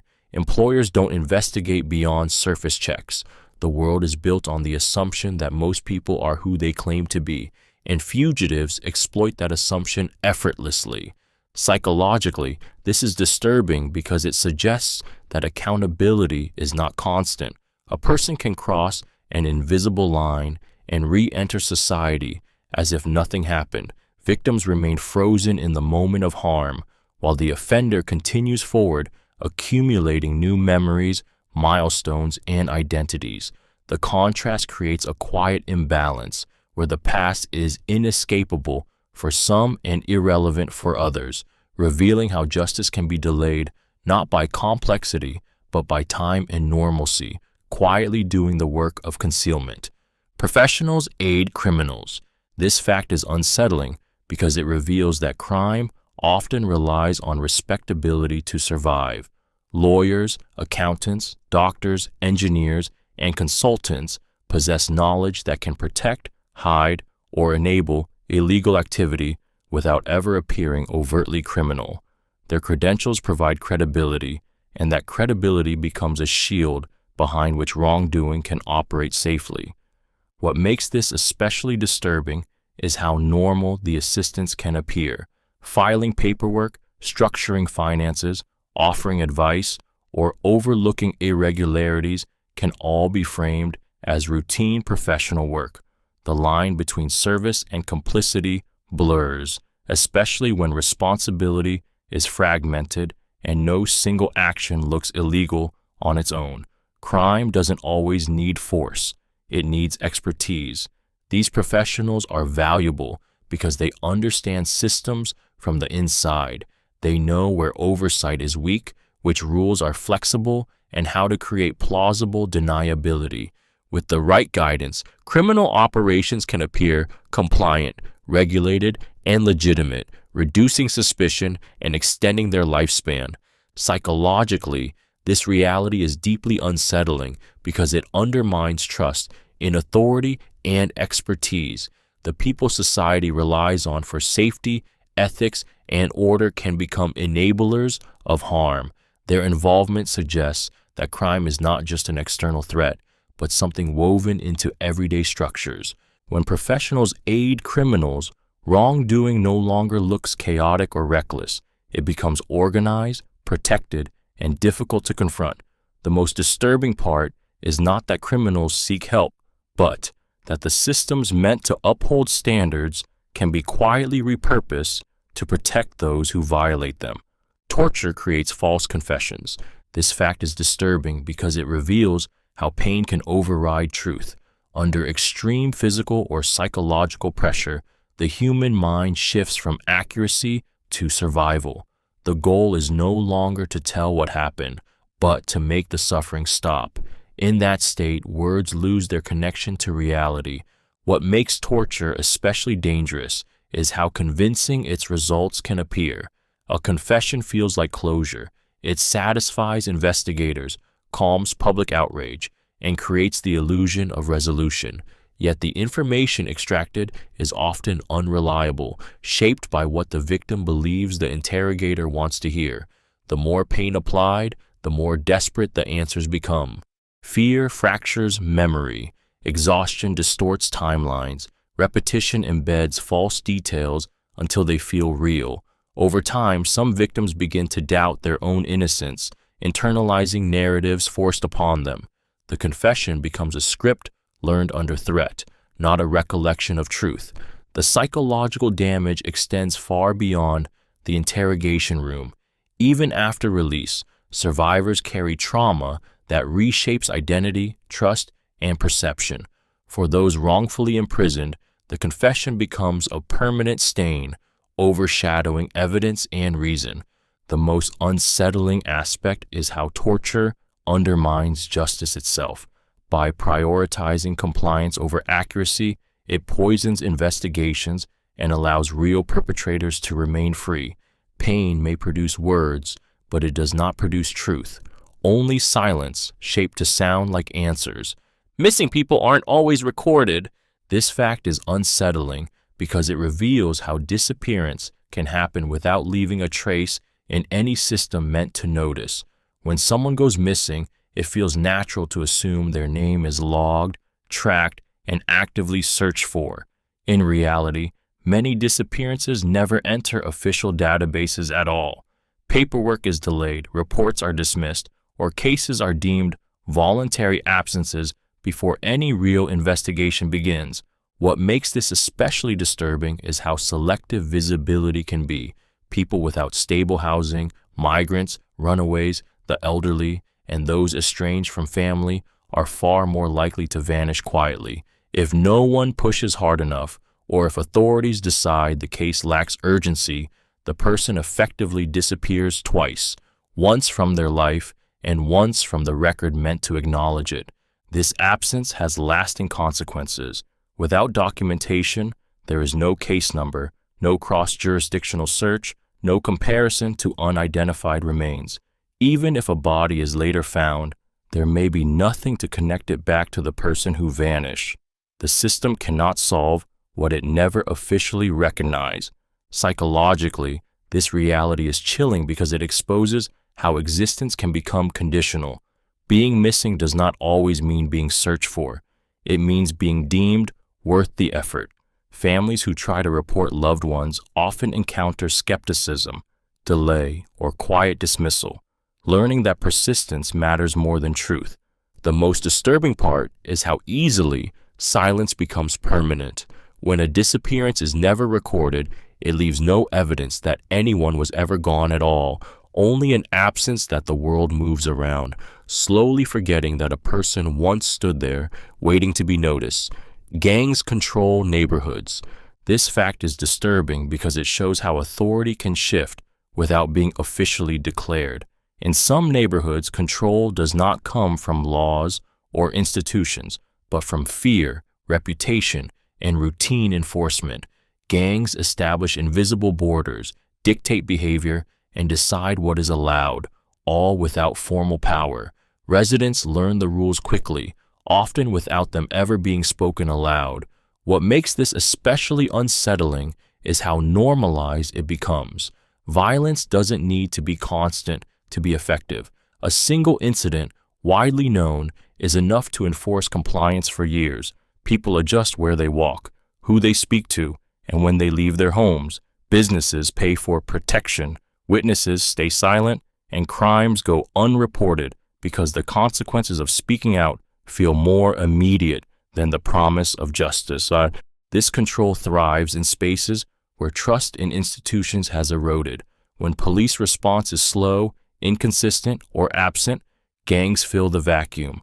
They offer predictability, even if it is violent. Over time, residents may rely on gang approval more than legal protection, not out of loyalty, but survival. Authority becomes local, personal, and enforced face-to-face. Psychologically, this reshapes daily life. Fear becomes ambient rather than acute, always present but rarely acknowledged. Children grow up learning boundaries defined by threat, not law. Normal behaviors carry risk, and silence feels like safety. The most unsettling part is how invisible this control can be from the outside. A neighborhood may look ordinary, while inside, it operates under an entirely different set of rules, maintained not by law, but by the quiet certainty that disobedience will be remembered. Illegal DNA databases exist. This fact is unsettling because it means the most personal identifier you possess can be collected, stored, and traded without your knowledge or consent.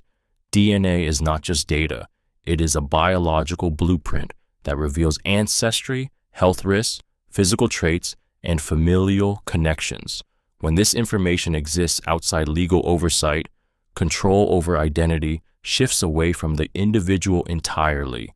What makes this especially disturbing is how quietly these databases form.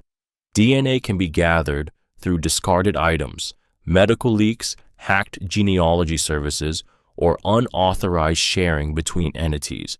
Once collected, it can be copied endlessly, analyzed repeatedly, and combined with other data to build profiles far more invasive than fingerprints or passwords. These databases thrive in legal gray zones. Laws struggle to keep pace with genetic technology, and enforcement is fragmented across borders.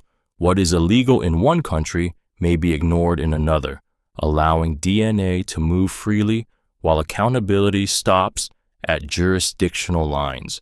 The permanence of genetic data makes every leak irreversible. Psychologically, this creates a profound sense of exposure. Unlike a password, DNA cannot be changed. Knowing that genetic information could exist in unknown hands introduces a quiet, persistent vulnerability. It affects not just one person, but entire families, linking relatives who never agreed to be part of any system. This reality reshapes privacy itself. When illegal DNA databases exist, anonymity becomes fragile and consent becomes optional. Identity is no longer something you fully own. It is something that can be extracted, stored, and reused indefinitely, long after you stop thinking anyone is looking. Predators target forgotten people. This fact is chilling because it exposes how violence follows visibility. Predators rarely choose victims at random. They choose those least likely to be missed, believed, or protected. People on the margins of society become invisible shields, not because they are weak, but because systems fail to look for them. What makes this pattern so effective is silence. Forgotten people often lack strong social ties, stable housing, or institutional support. When they disappear, there is no immediate alarm, no press coverage, no pressure to investigate. Absence blends into expectation. Predators understand this and exploit it with patience and precision. Over time, this creates a feedback loop. Crimes against the overlooked go underreported and underinvestigated, reinforcing the belief that these lives matter less. Offenders grow bolder as patterns remain unchallenged. Each successful act confirms that invisibility works. The psychological weight of this reality is heavy. It forces an uncomfortable recognition that safety is not evenly distributed. Some lives trigger urgency, while others fade quietly. For those living on the edges, danger is constant and unacknowledged, woven into daily survival. The most disturbing part is how ordinary this becomes. Predators do not need sophistication when neglect does the work for them. They rely on gaps in empathy, resources, and attention. In a world where being seen often determines protection, being forgotten becomes the most dangerous condition of all. Victim protections are ignored. This fact is unsettling because it exposes the gap between what is promised and what is practiced. Laws and policies often declare that victims will be protected, supported, and believed, yet those protections frequently exist only on paper. In real situations, enforcement is inconsistent, delayed, or absent altogether, leaving victims exposed at the moment they are most vulnerable. What makes this especially disturbing is how normalized the failure becomes. Victims are told to wait, to be patient, to gather more proof, or to return later. Protective orders go unenforced. Confidential information is mishandled. Requests for safety measures are minimized until something worse happens. The system meant to reduce harm often responds only after harm escalates. Fear plays a central role. When victims realize protections are unreliable, reporting becomes a risk rather than a safeguard. Speaking up can mean retaliation, disbelief, or being forced into repeated contact with the person who caused the harm. Over time, silence feels safer than trust. The protection that should empower instead discourages action. Psychologically, this creates a deep sense of abandonment. Victims are asked to rely on systems that repeatedly show they cannot be relied on. The burden shifts from institutions to individuals, forcing them to manage danger alone. This erosion of trust does not stay contained to one case. It spreads, teaching others to expect neglect rather than support. The most unsettling part is that the failure is rarely dramatic. It happens through missed calls, unreturned emails, delayed responses, and quiet inaction. Protections are not denied outright. They are simply not used, leaving victims officially protected and practically alone. Forced labor exists in rich countries. This fact is disturbing because it shatters the assumption that wealth eliminates exploitation. Forced labor is often imagined as something distant, tied to poverty or unstable regions, yet it persists quietly within developed nations. It hides behind legal systems, modern infrastructure, and respectable economies, making it harder to recognize and easier to deny. What allows this to exist is subtle control rather than overt violence. Workers are trapped through withheld passports, fabricated debts, threats of deportation, or manipulation of legal status. On paper, everything appears legitimate.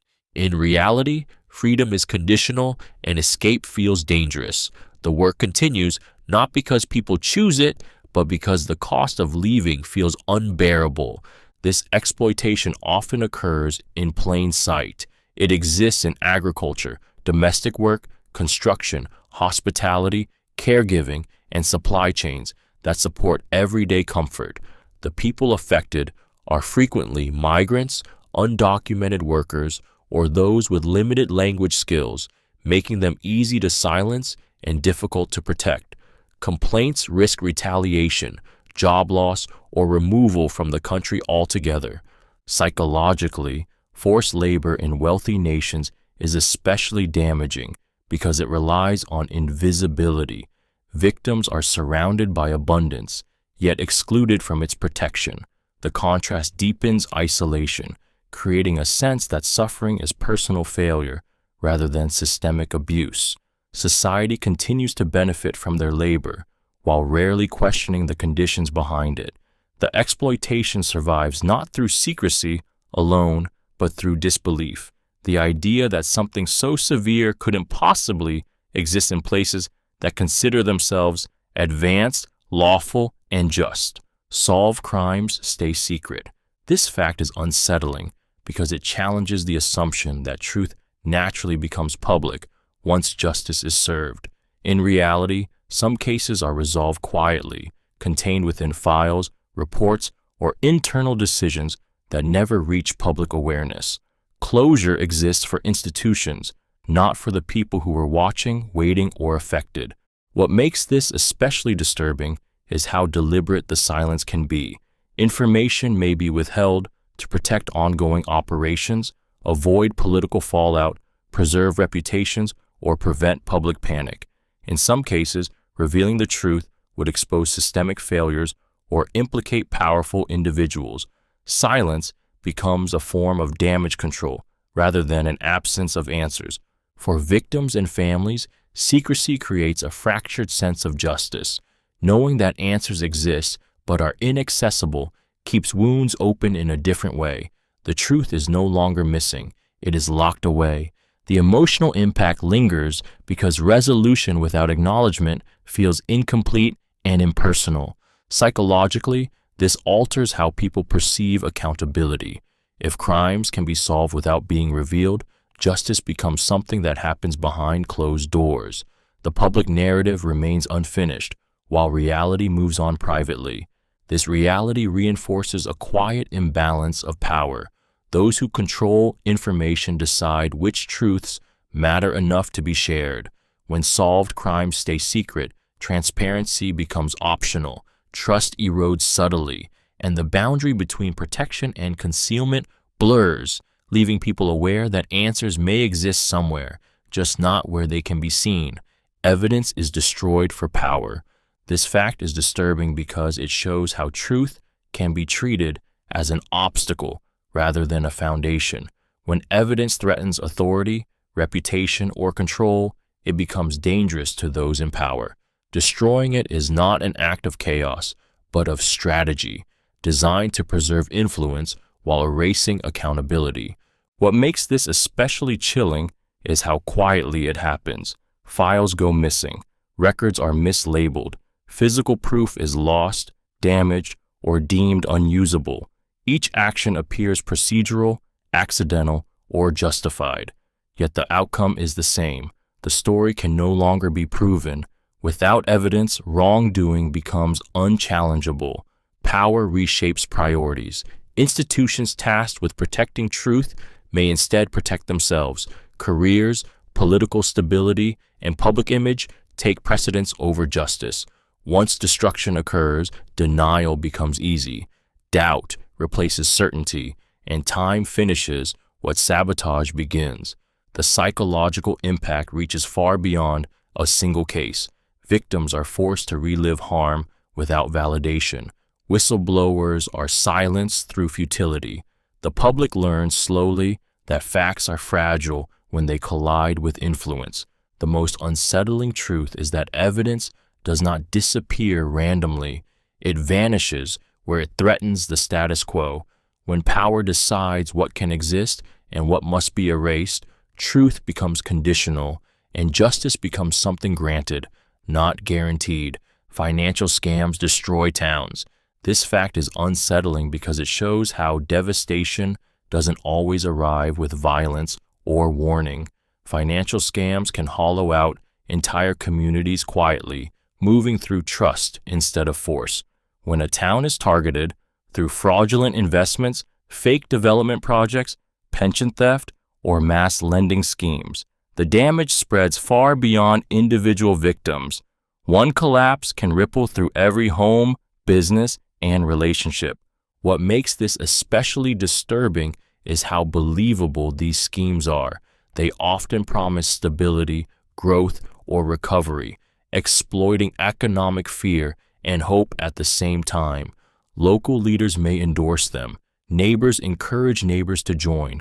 Money circulates just long enough to feel real before it vanishes, taking savings, retirements, and futures with it. When the scam collapses, the aftermath is brutal. Businesses close overnight. Property values crash. Public services lose funding. Families are forced to leave in search of work, fracturing communities that took generations to build. Depression, addiction, and suicide rates often rise, not because people were careless, but because trust itself was weaponized against them. Psychologically, this kind of loss cuts deeper than theft. It creates collective shame and silence. Victims blame themselves, even when the deception was sophisticated and intentional. The town becomes known for what happened, not for what it was. Recovery is slow because money can return, but confidence rarely does. The most unsettling part is how invisible the crime feels once it's over. No crime scene remains, no clear villain stays behind. Just empty storefronts, broken routines, and a shared understanding that something essential was taken, and the place will never fully feel the same again. Police reports get changed. This fact is unsettling because it shows how reality can be altered at the very moment it is supposed to be preserved. Police reports are treated as objective records, trusted by courts, investigators, and the public as the foundation of truth. When those records are changed, the version of events that survives may no longer reflect what actually happened, only what was allowed to be written down. What makes this especially disturbing is how subtle it can be. Changes don't always look like lies. Details are softened, timelines adjusted, language reframed. A suspect becomes unidentified. Force becomes necessary. A witness statement is summarized instead of quoted.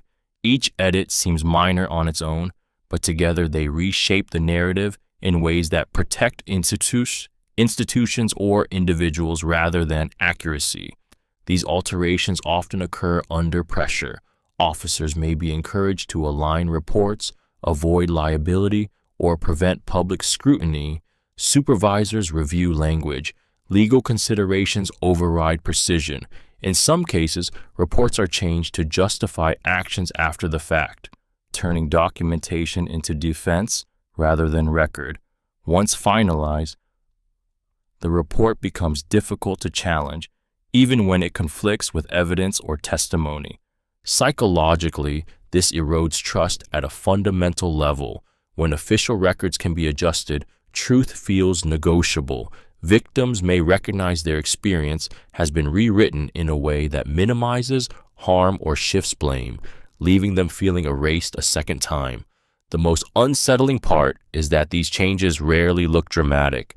They pass quietly through systems that depend on credibility, shaping outcomes long after the moment itself has ended. Crime photos are sold. This fact is unsettling because it turns moments of extreme human suffering into commodities. Images taken to document violence, death, and loss are sometimes removed from their original purpose and circulated for profit.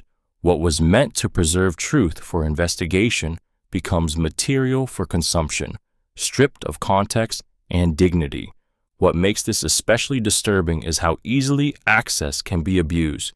Crime scene photos pass through many hands, investigators, technicians, analysts, and each transfer creates opportunity. Once copied, control is lost. Images can be sold privately, traded in underground circles, or leaked into spaces where shock value outweighs ethics. The victim's final moments become content rather than evidence. For families, this creates a unique violation. Grief is compounded by the knowledge that strangers may be viewing, sharing, or profiting from the worst moment of someone they loved. There is no consent, no warning, and no way to reclaim what has been taken. The loss becomes public in the most intrusive way possible. Psychologically, this reality is disturbing because it reveals how desensitization works. When repeated exposure to violence becomes normalized, empathy erodes. The image stops representing a person and starts functioning as spectacle. Distance makes cruelty easier.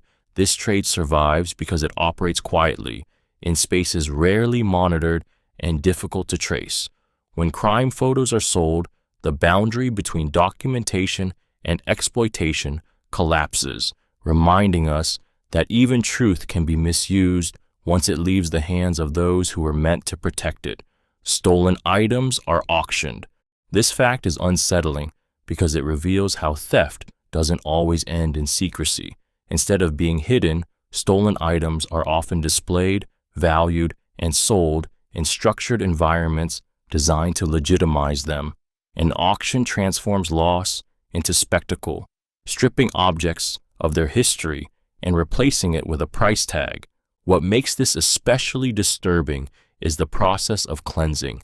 Provenance is altered, paperwork is forged or conveniently incomplete, and ownership histories are blurred just enough to pass scrutiny. Once an item enters an auction house or private sale, it gains an air of legitimacy. The theft that began the journey fades behind polished catalogs and professional language. For victims, this creates a deep sense of helplessness. Seeing stolen possessions resurface as commodities, sometimes even publicly, reinforces the idea that recovery is unlikely. Even when suspicions arise, proving original ownership can be nearly impossible, especially if years have passed or records were destroyed. Psychologically, auctions distance buyers from responsibility. Competitive bidding reframes the object as a prize rather than a stolen piece of someone's life. Desire overtakes doubt, and the transaction feels clean despite its origin. The most unsettling aspect is how normal this becomes. Theft feeds into systems built for transparency, yet those systems can be manipulated to protect buyers, sellers, and reputations. When stolen items are auctioned, crime doesn't hide. It blends into legitimacy, carried forward by process and profit. Clerical errors free criminals. This fact is unsettling because it shows how justice can fail without malice, intention, or drama. A missed deadline, a wrong code entered, a document filed incorrectly, or a form never processed can undo months or years of investigation. The system depends on precision, yet it is operated by humans, and small administrative mistakes can carry enormous consequences. What makes this especially disturbing is how ordinary these errors are. Courts run on volume and speed, not caution.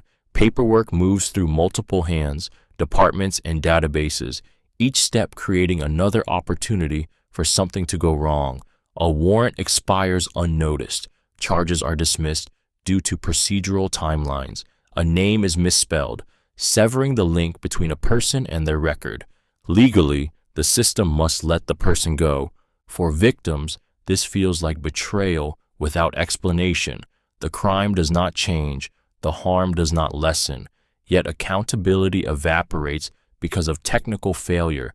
There is rarely an apology, rarely consequences for the error. The release is lawful, even if it feels deeply unjust. Psychologically, this reality erodes confidence in fairness.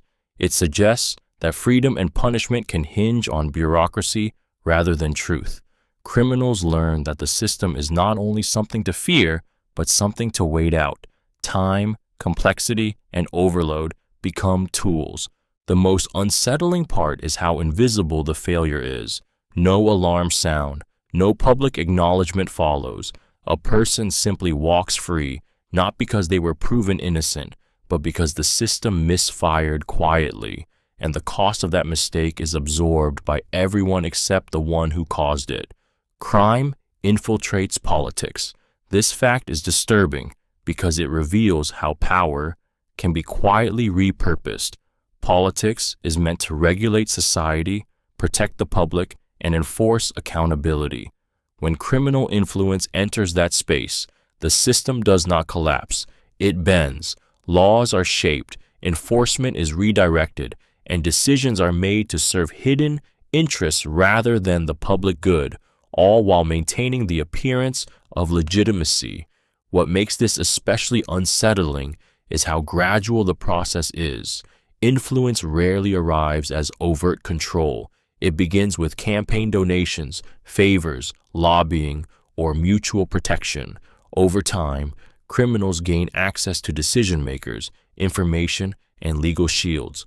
Policies are adjusted subtly, investigations stall, Oversight weakens. The changes are small enough to avoid attention, but powerful enough to alter outcomes. This infiltration thrives because politics already operates in complexity and compromise. Criminal groups exploit loopholes, bureaucratic delays, and the need for funding. Once embedded, they no longer need to break the law openly. They help write or selectively enforce it. Accountability becomes fragmented, and responsibility is diffused across committees, agencies, and procedures.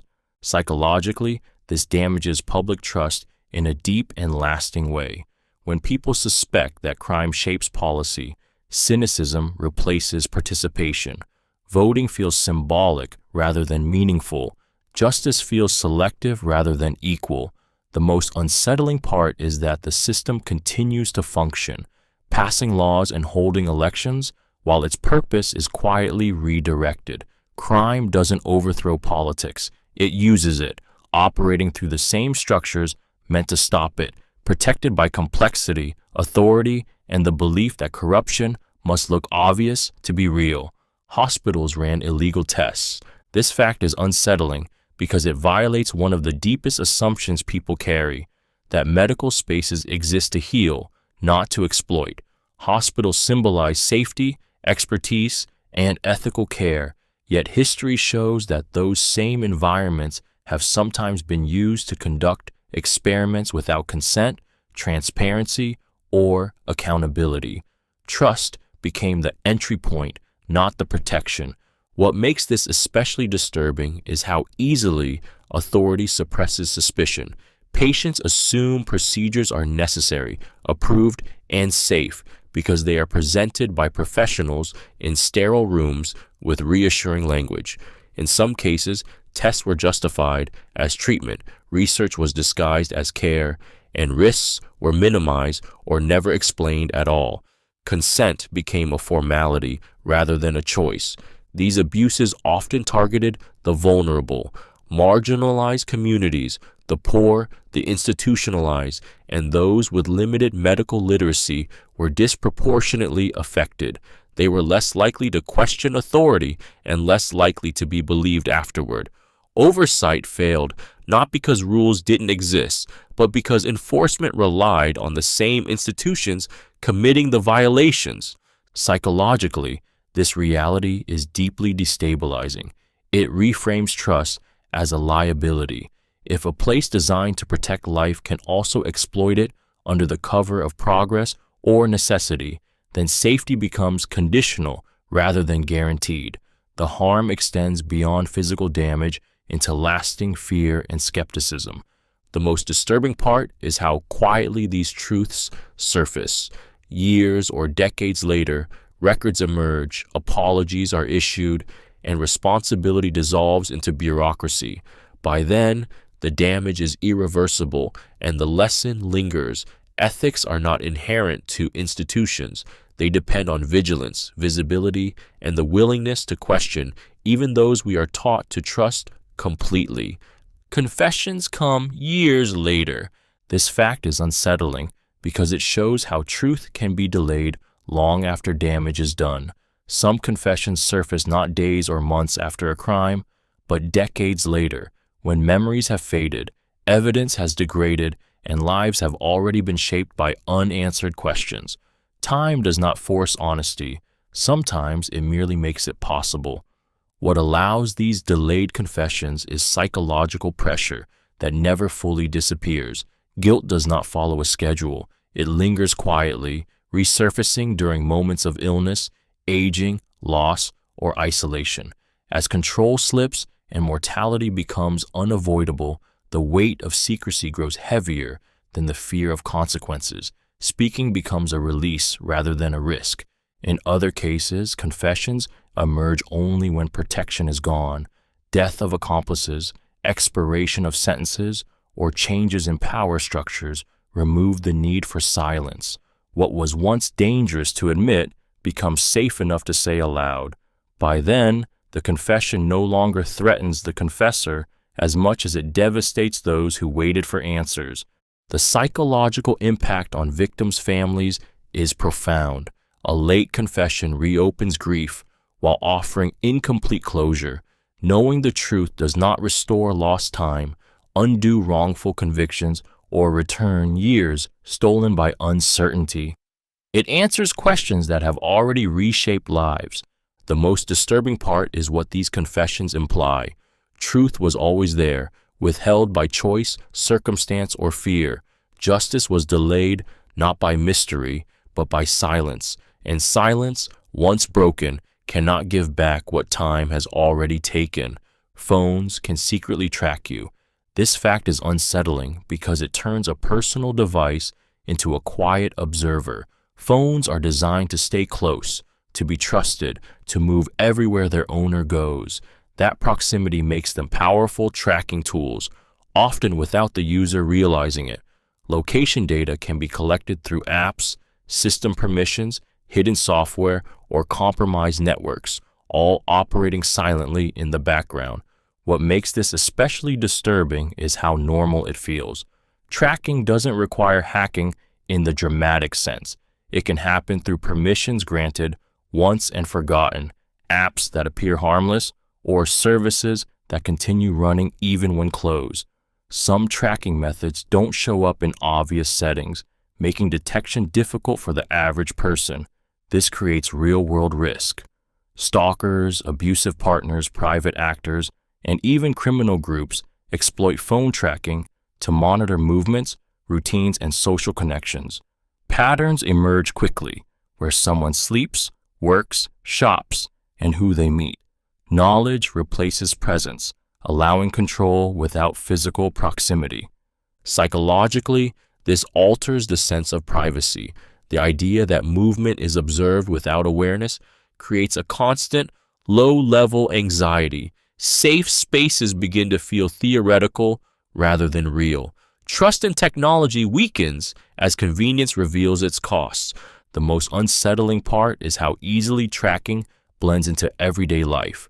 Phones remain essential for work, safety, and connection, making avoidance unrealistic. The device meant to empower becomes something that can quietly betray, collecting pieces of a person's life not in moments of crisis, but continuously, patiently, and often without consent or notice. Victims get blamed. This fact is disturbing because it turns harm into responsibility. Instead of focusing on the person who caused the damage, attention shifts to the one who suffered it. Questions replace support. Behavior is scrutinized. Choices are dissected. The underlying message becomes clear. If the victim had acted differently, the harm might not have happened. What makes this especially damaging is how socially accepted it can be.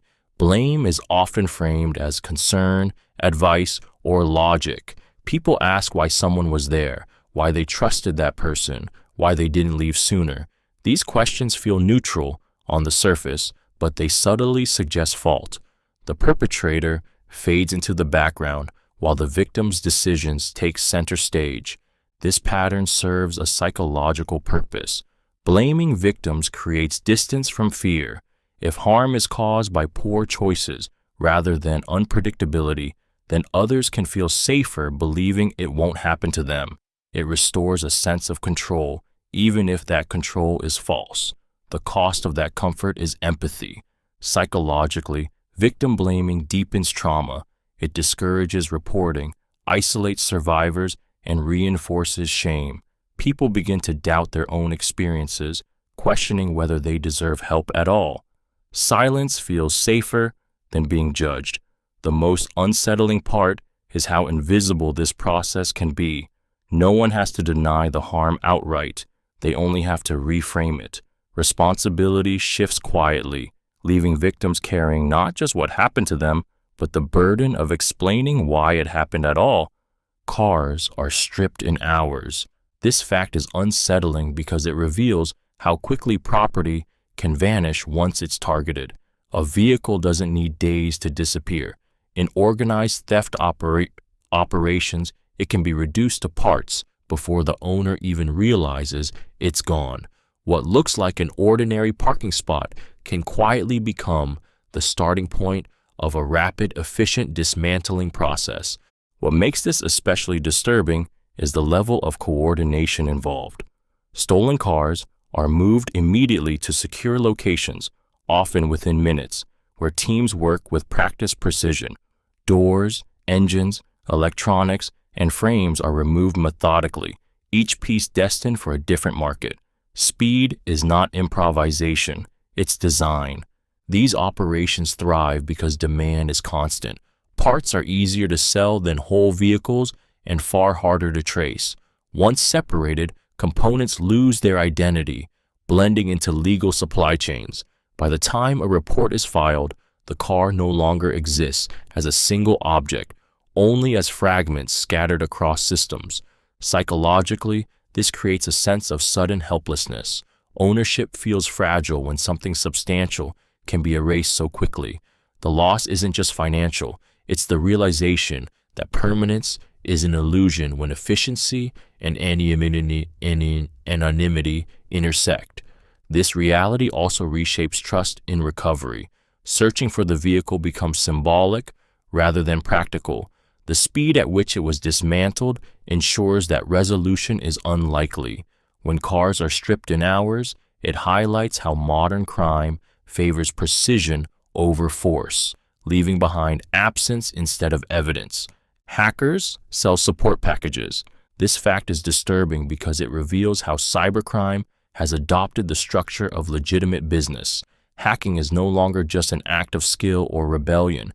It is a service industry. Support packages offer guidance, troubleshooting, updates, and even customer service, transforming illegal activity into something polished, accessible, and scalable.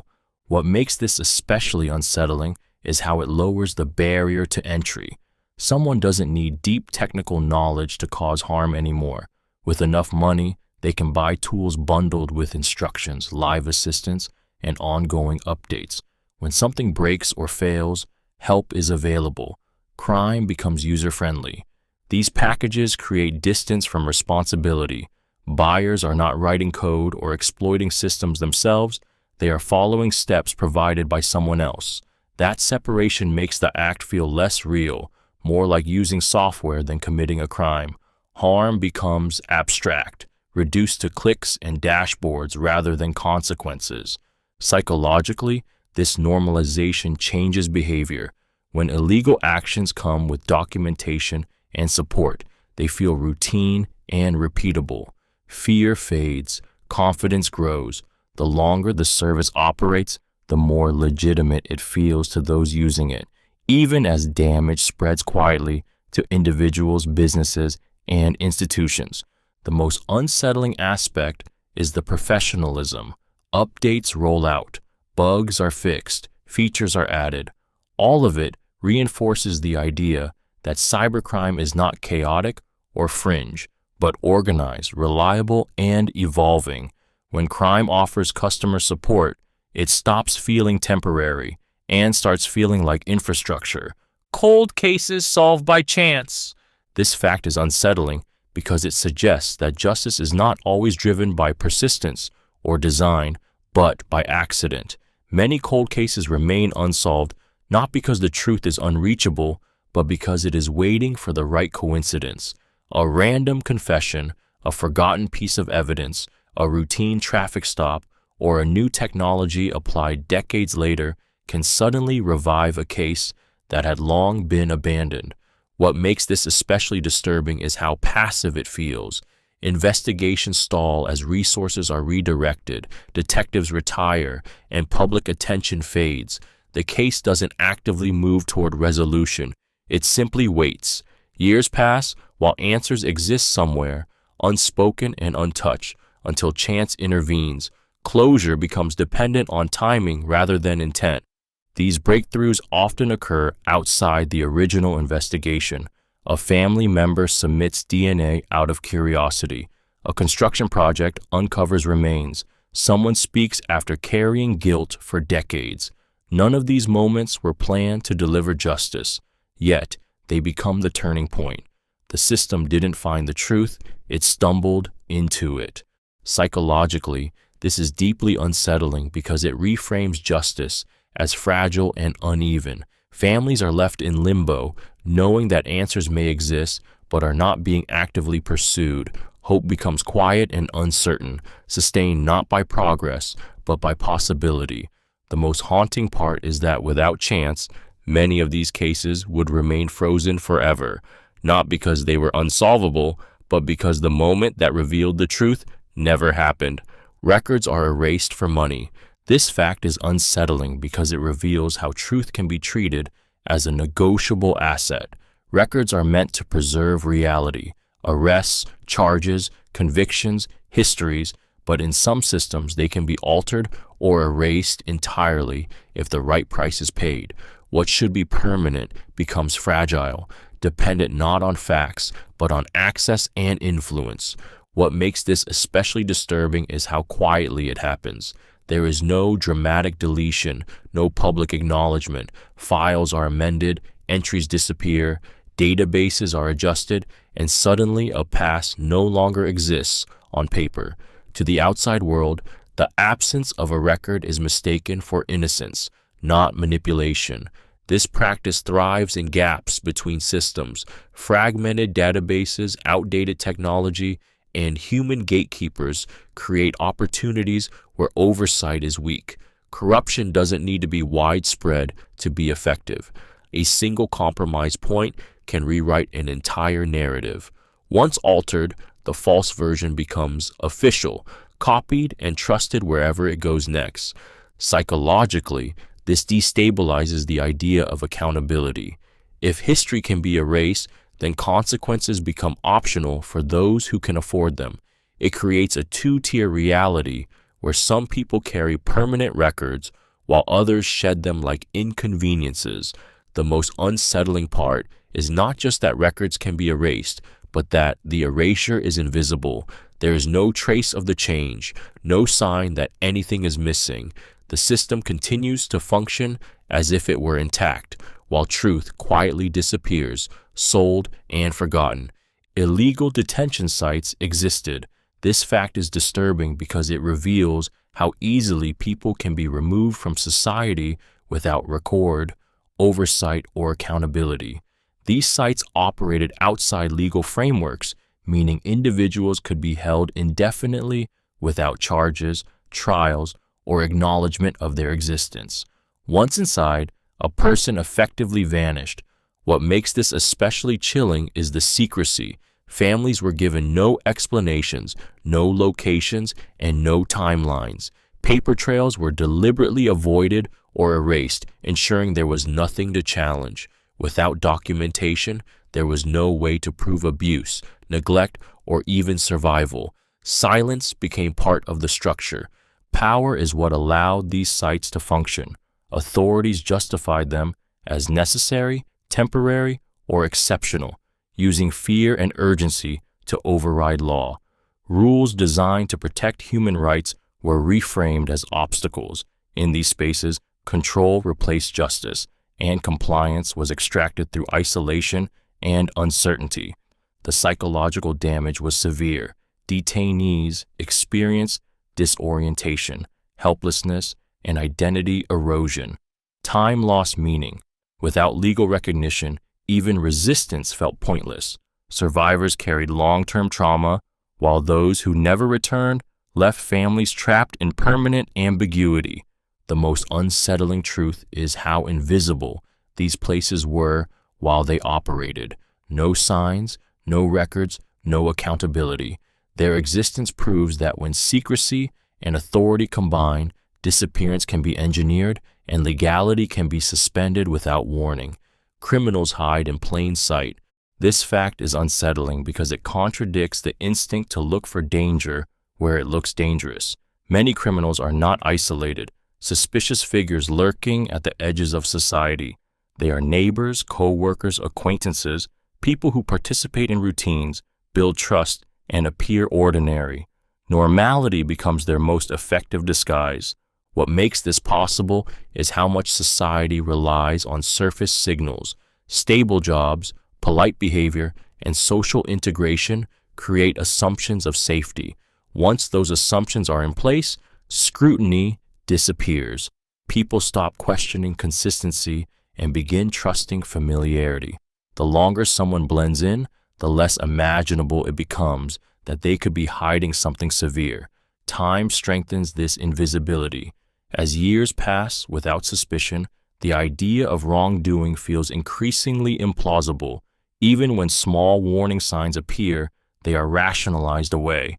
Humans prefer coherent narratives, and the story of a normal person is easier to accept than the disruption of realizing harm has been close all along. Psychologically, this is disturbing because it reframes threat as intimate rather than distant. It suggests that danger does not always announce itself through chaos or instability. Instead, it can exist comfortably within routine, protected by trust and repetition. Victims may struggle to be believed because the image of the perpetrator feels incompatible with the accusation. The most unsettling part is not that criminals hide, but that they do so without effort, simply by participating in everyday life while everyone else assumes that what looks familiar must be safe. Evidence goes missing. This fact is unsettling because evidence is supposed to be the anchor of truth.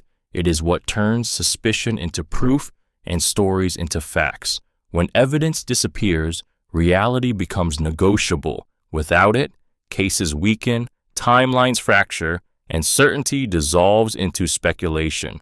What remains is not justice, but doubt. What makes this especially disturbing is how ordinary the disappearance can be. Evidence passes through many hands, collected at scenes, logged, transported, stored, re-examined. Each step creates opportunity for loss, mishandling, contamination, or deliberate removal. Sometimes it's labeled an error. Sometimes it's never explained at all. Either way, the damage is permanent. Missing evidence doesn't just stall cases, it reshapes outcomes. Charges are reduced, trials collapse, guilty parties walk free while innocence becomes harder to prove. Once evidence is gone, it cannot be reconstructed, only argued about. The absence becomes a void where answers should have been. Psychologically, this creates a deep unease because it shows how fragile accountability really is. Justice depends not only on truth, but on preservation. If physical proof can vanish, then certainty becomes conditional, reliant on systems that are imperfect and vulnerable.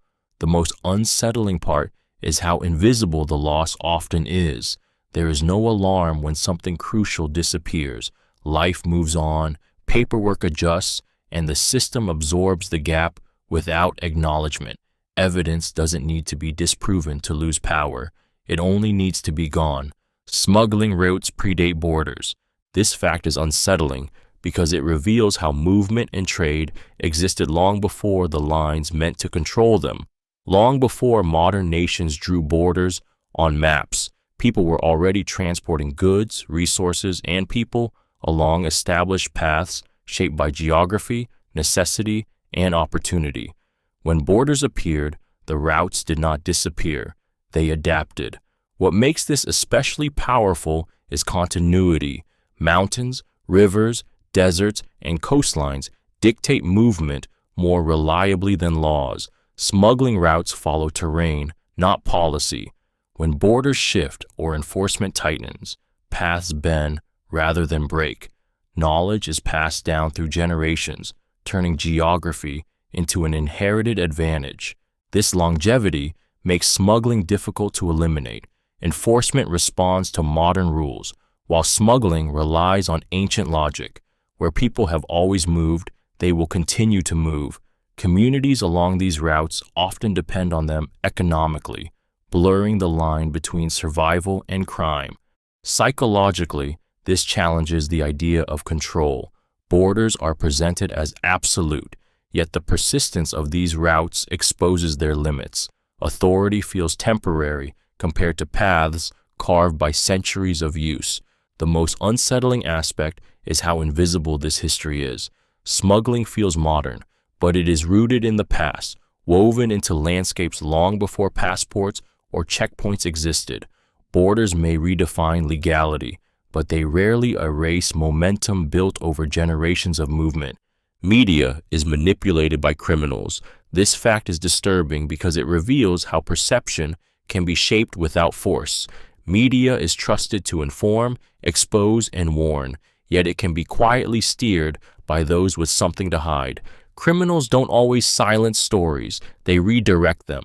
Through influence, money, intimidation, or strategic leaks, narratives are softened, delayed, or reframed until the truth loses its urgency. What makes this especially unsettling is how subtle the manipulation is. A story isn't erased, it's buried under distraction.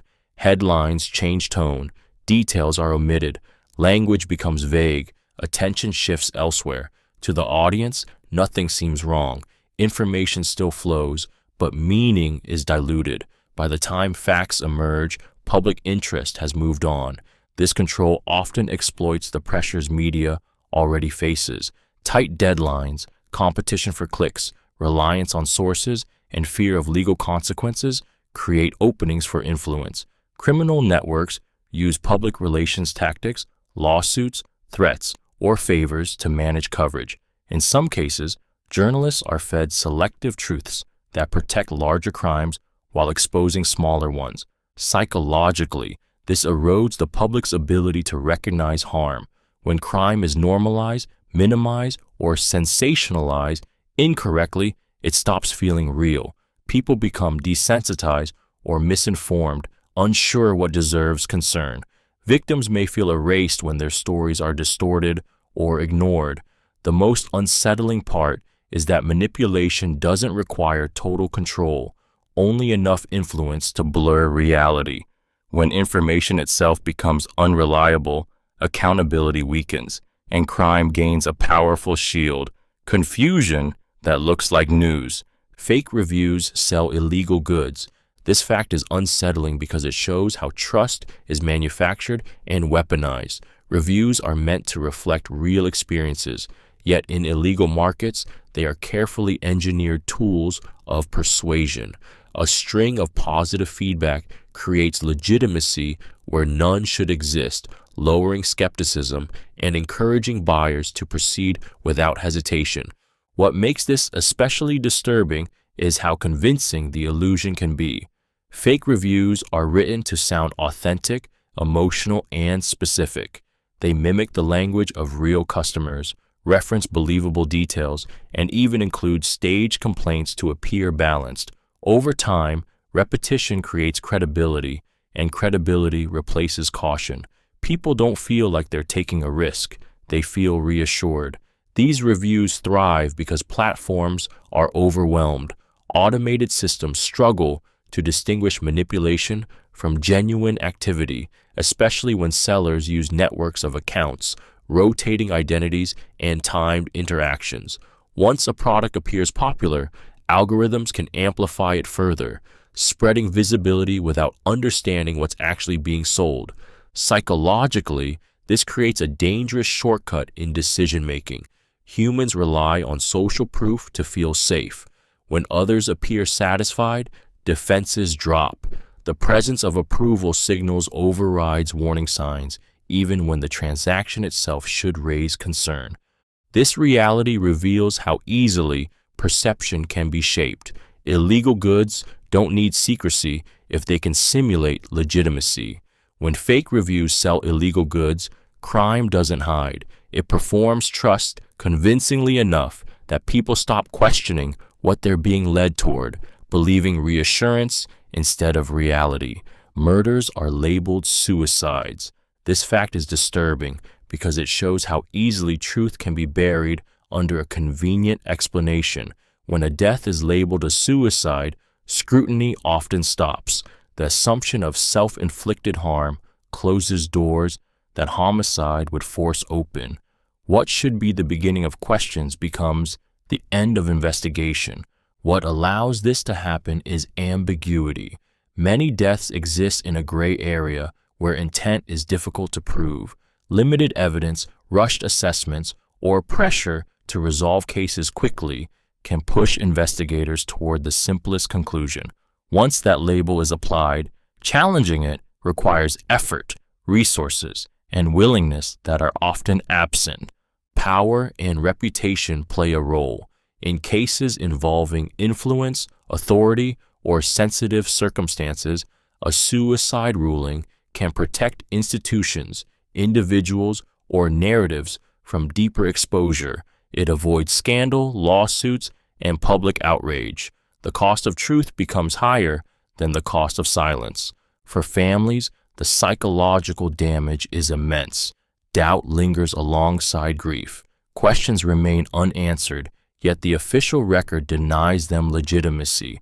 Challenging the ruling can feel like fighting a system that has already decided what is acceptable to believe. The most unsettling part is finality. A suicide label closes cases, statistics, and conversations. If it is wrong, the error does more than misclassify a death. It erases accountability.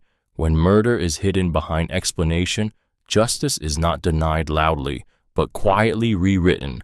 Human remains are resold. This fact is disturbing because it reveals how even death can be turned into a transaction. Bodies that were donated, unclaimed, or improperly handled can enter secondary markets where bones, organs, or entire remains are bought and sold.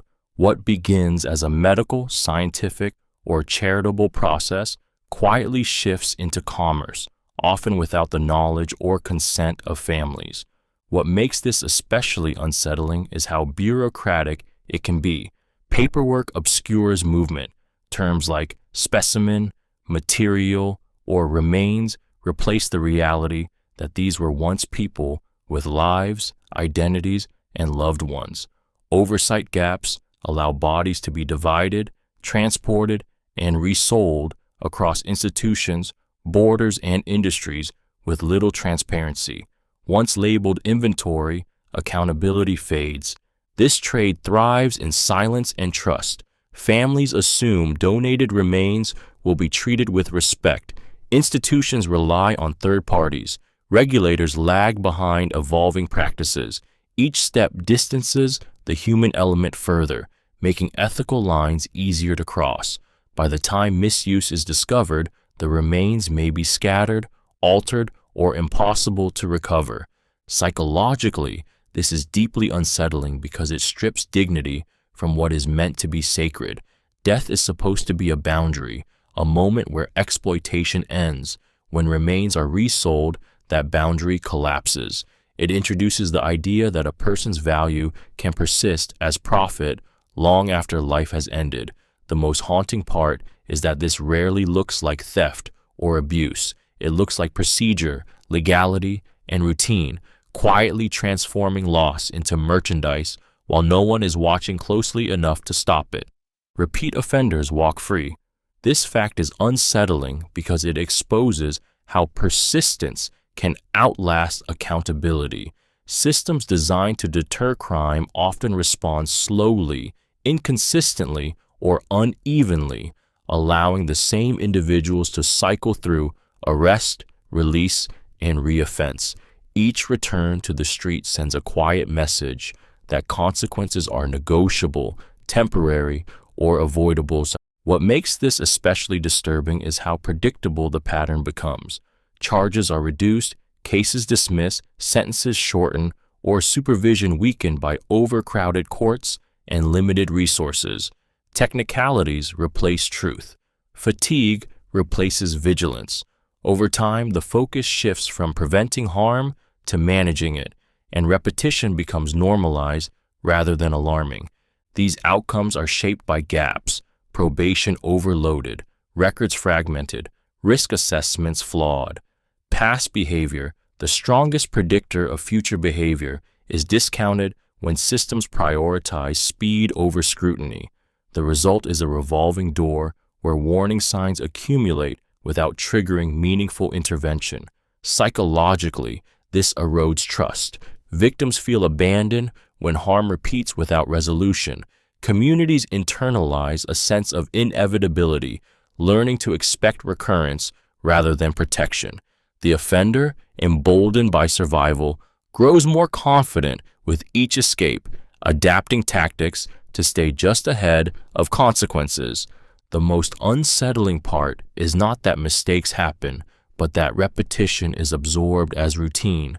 When repeat offenders walk free, justice appears conditional, applied unevenly, delayed endlessly, and weakened by the very processes meant to enforce it, leaving harm to recur while accountability remains perpetually postponed. Politics stops investigations. This fact is disturbing because it shows how truth can be blocked not by lack of evidence, but by influence. When an investigation threatens powerful interests, it can be slowed, redirected, or quietly shut down. The case doesn't fail because answers are impossible to find, but because finding them becomes inconvenient. What makes this especially unsettling is how subtle the interference can be. Funding is reduced, key personnel are reassigned, jurisdiction is questioned, priorities are re-evaluated. Each decision appears procedural, reasonable on its own, yet together they drain momentum until the investigation collapses under its own stagnation. Power shapes risk. Officials may fear political backlash, career damage, or institutional instability. Pursuing the truth becomes a liability rather than a duty. In these moments, neutrality disappears, replaced by calculation. Silence is framed as pragmatism, and inaction is justified as restraint. The psychological impact spreads beyond a single case. Victims and witnesses learn that justice has limits, and those limits are not moral but strategic. Trust erodes when people realize that some questions are dangerous to ask, not because they lack answers, but because the answers implicate the wrong people. The most unsettling truth is how normalized this becomes. Investigations don't need to be erased, they only need to be paused long enough for public attention to fade. When politics intervenes, justice doesn't end abruptly. It simply stops moving, leaving truth stranded in place while power moves on. Journalists are illegally surveilled. This fact is disturbing because it targets the very people meant to uncover truth. Journalists rely on confidentiality to investigate abuse, corruption, and crime. When they are secretly monitored, that protection collapses. Surveillance turns reporting into a risk, not just for the journalist, but for every source who dares to speak. What makes this especially unsettling is how quietly it happens. Phone records are accessed, emails intercepted, locations tracked, and contacts mapped without consent or oversight, often justified under vague claims of security or public interest. The surveillance rarely announces itself. Journalists may sense pressure, leaks drying up, or sources going silent long before they realize they are being watched. This practice thrives because of power imbalance. Governments, corporations, and criminal networks all benefit from knowing who is investigating them. By identifying sources, surveillance doesn't need to stop a story directly. It only needs to create fear. Once sources believe they can be exposed, cooperation disappears. Silence becomes safer than truth. Psychologically, this damages more than individual reporters. It erodes the flow of information society depends on. Stories remain untold not because they are false, but because the cost of telling them becomes too high. Journalists begin to self-censor. Sources withdraw. The public never learns what was close to being revealed. The most unsettling part is that this surveillance often exists in legal gray zones, hidden behind secrecy laws and unaccountable systems. There is rarely a courtroom moment or public reckoning. Instead, the damage spreads invisibly, weakening trust, discouraging scrutiny, and ensuring that power remains unchallenged, not by force, but by fear of being seen. Gangs replace governments locally. This fact is unsettling because it reveals how power fills a vacuum faster than institutions can respond. When governments fail to provide safety, resources, or stability, gangs step in, not as chaotic outsiders, but as organized authorities. They enforce rules, resolve disputes, collect payments, and decide who is protected and who is punished. Control becomes local, immediate, and unavoidable. What makes this especially disturbing is how normalized it becomes. Residents learn which streets are safe, which behaviors are tolerated, and which rules matter more than the law. Gangs offer predictability where the state offers absence.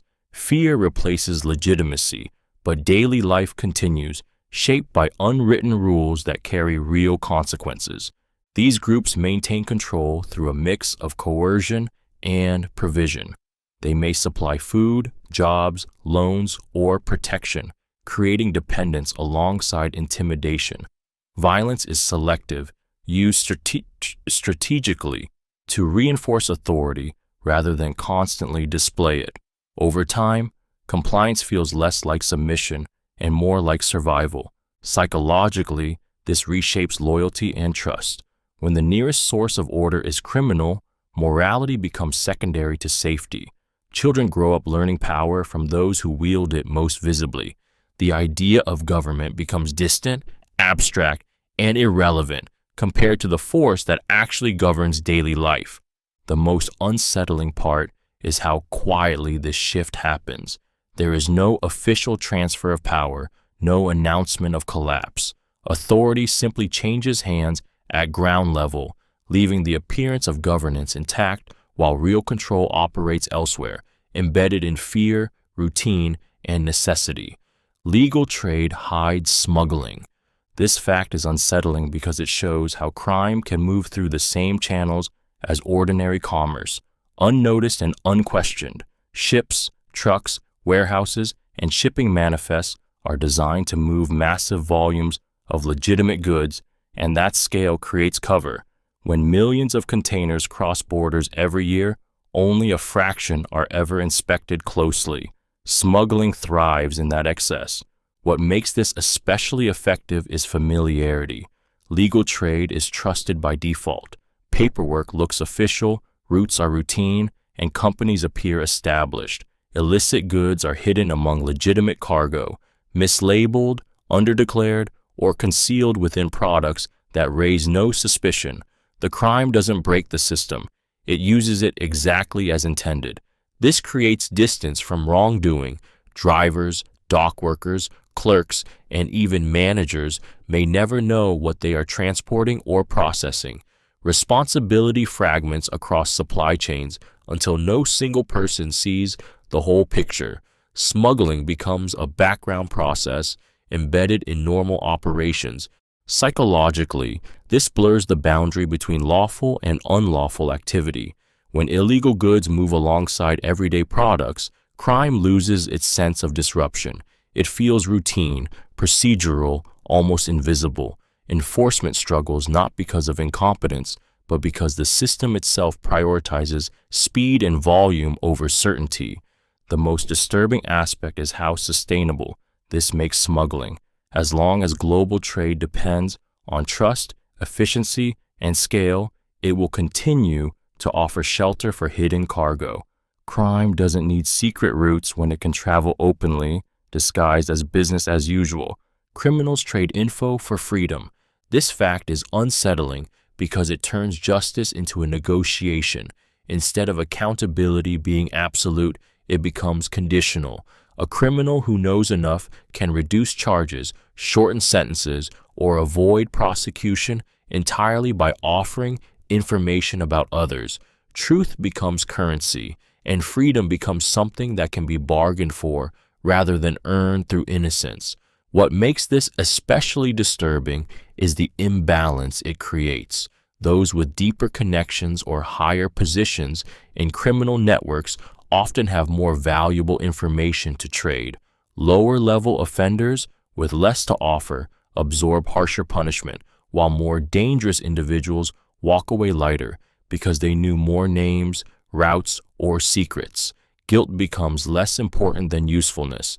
This system also incentivizes distortion. When freedom depends on information, accuracy becomes secondary to survival. Some informants exaggerate, omit, or fabricate details to appear valuable. Investigations can be steered by self-interest rather than truth, quietly reshaping cases around what was said, not what actually happened. Once deals are made, reversing course becomes difficult, even when doubts emerge. Psychologically, This corrodes trust in outcomes. Victims may learn that the person responsible for their harm faced minimal consequences, not because the crime was minor, but because it was profitable to let them go. It teaches a disturbing lesson that knowledge can outweigh accountability. The most unsettling part is how normalized this feels within the system. It doesn't look like corruption, it looks like strategy. Justice continues to function, but unevenly, shaped by leverage rather than harm, leaving behind the sense that freedom is sometimes granted, not for doing right, but for knowing enough to escape. Mishandled evidence frees killers.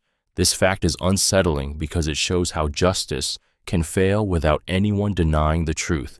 Evidence is meant to protect reality inside a system built on rules, yet when it is mishandled, truth becomes unusable. A mistake doesn't need to prove innocence. It only needs to introduce doubt, and doubt is enough to dismantle an entire case. What makes this especially disturbing is how small the errors can be. A mislabeled bag, a broken chain of custody, improper storage, contamination, or undocumented handling can render crucial evidence legally worthless. The facts may still point clearly to guilt, but the process no longer does. Courts do not judge what happened. They judge what can be proven correctly. These failures often happen long before a trial begins. Overworked departments, inadequate training, outdated facilities, and rushed procedures create conditions where mistakes are almost inevitable. Once exposed, those mistakes overshadow everything else. The focus shifts away from the crime and onto the error, allowing the accused to walk free without ever being declared innocent. Psychologically, this is deeply unsettling because it reveals how fragile accountability really is. It suggests that guilt and consequence are not always connected, and that outcomes depend as much on procedure as on truth. For victims' families, this feels like a second loss, watching justice dissolve over technicalities they never caused. The most disturbing part is that the system absorbs these outcomes quietly. A release is processed, a case is closed, and life moves on administratively. The killer is free not because the truth was wrong, but because it was handled imperfectly, and that imperfection was enough to erase consequence entirely.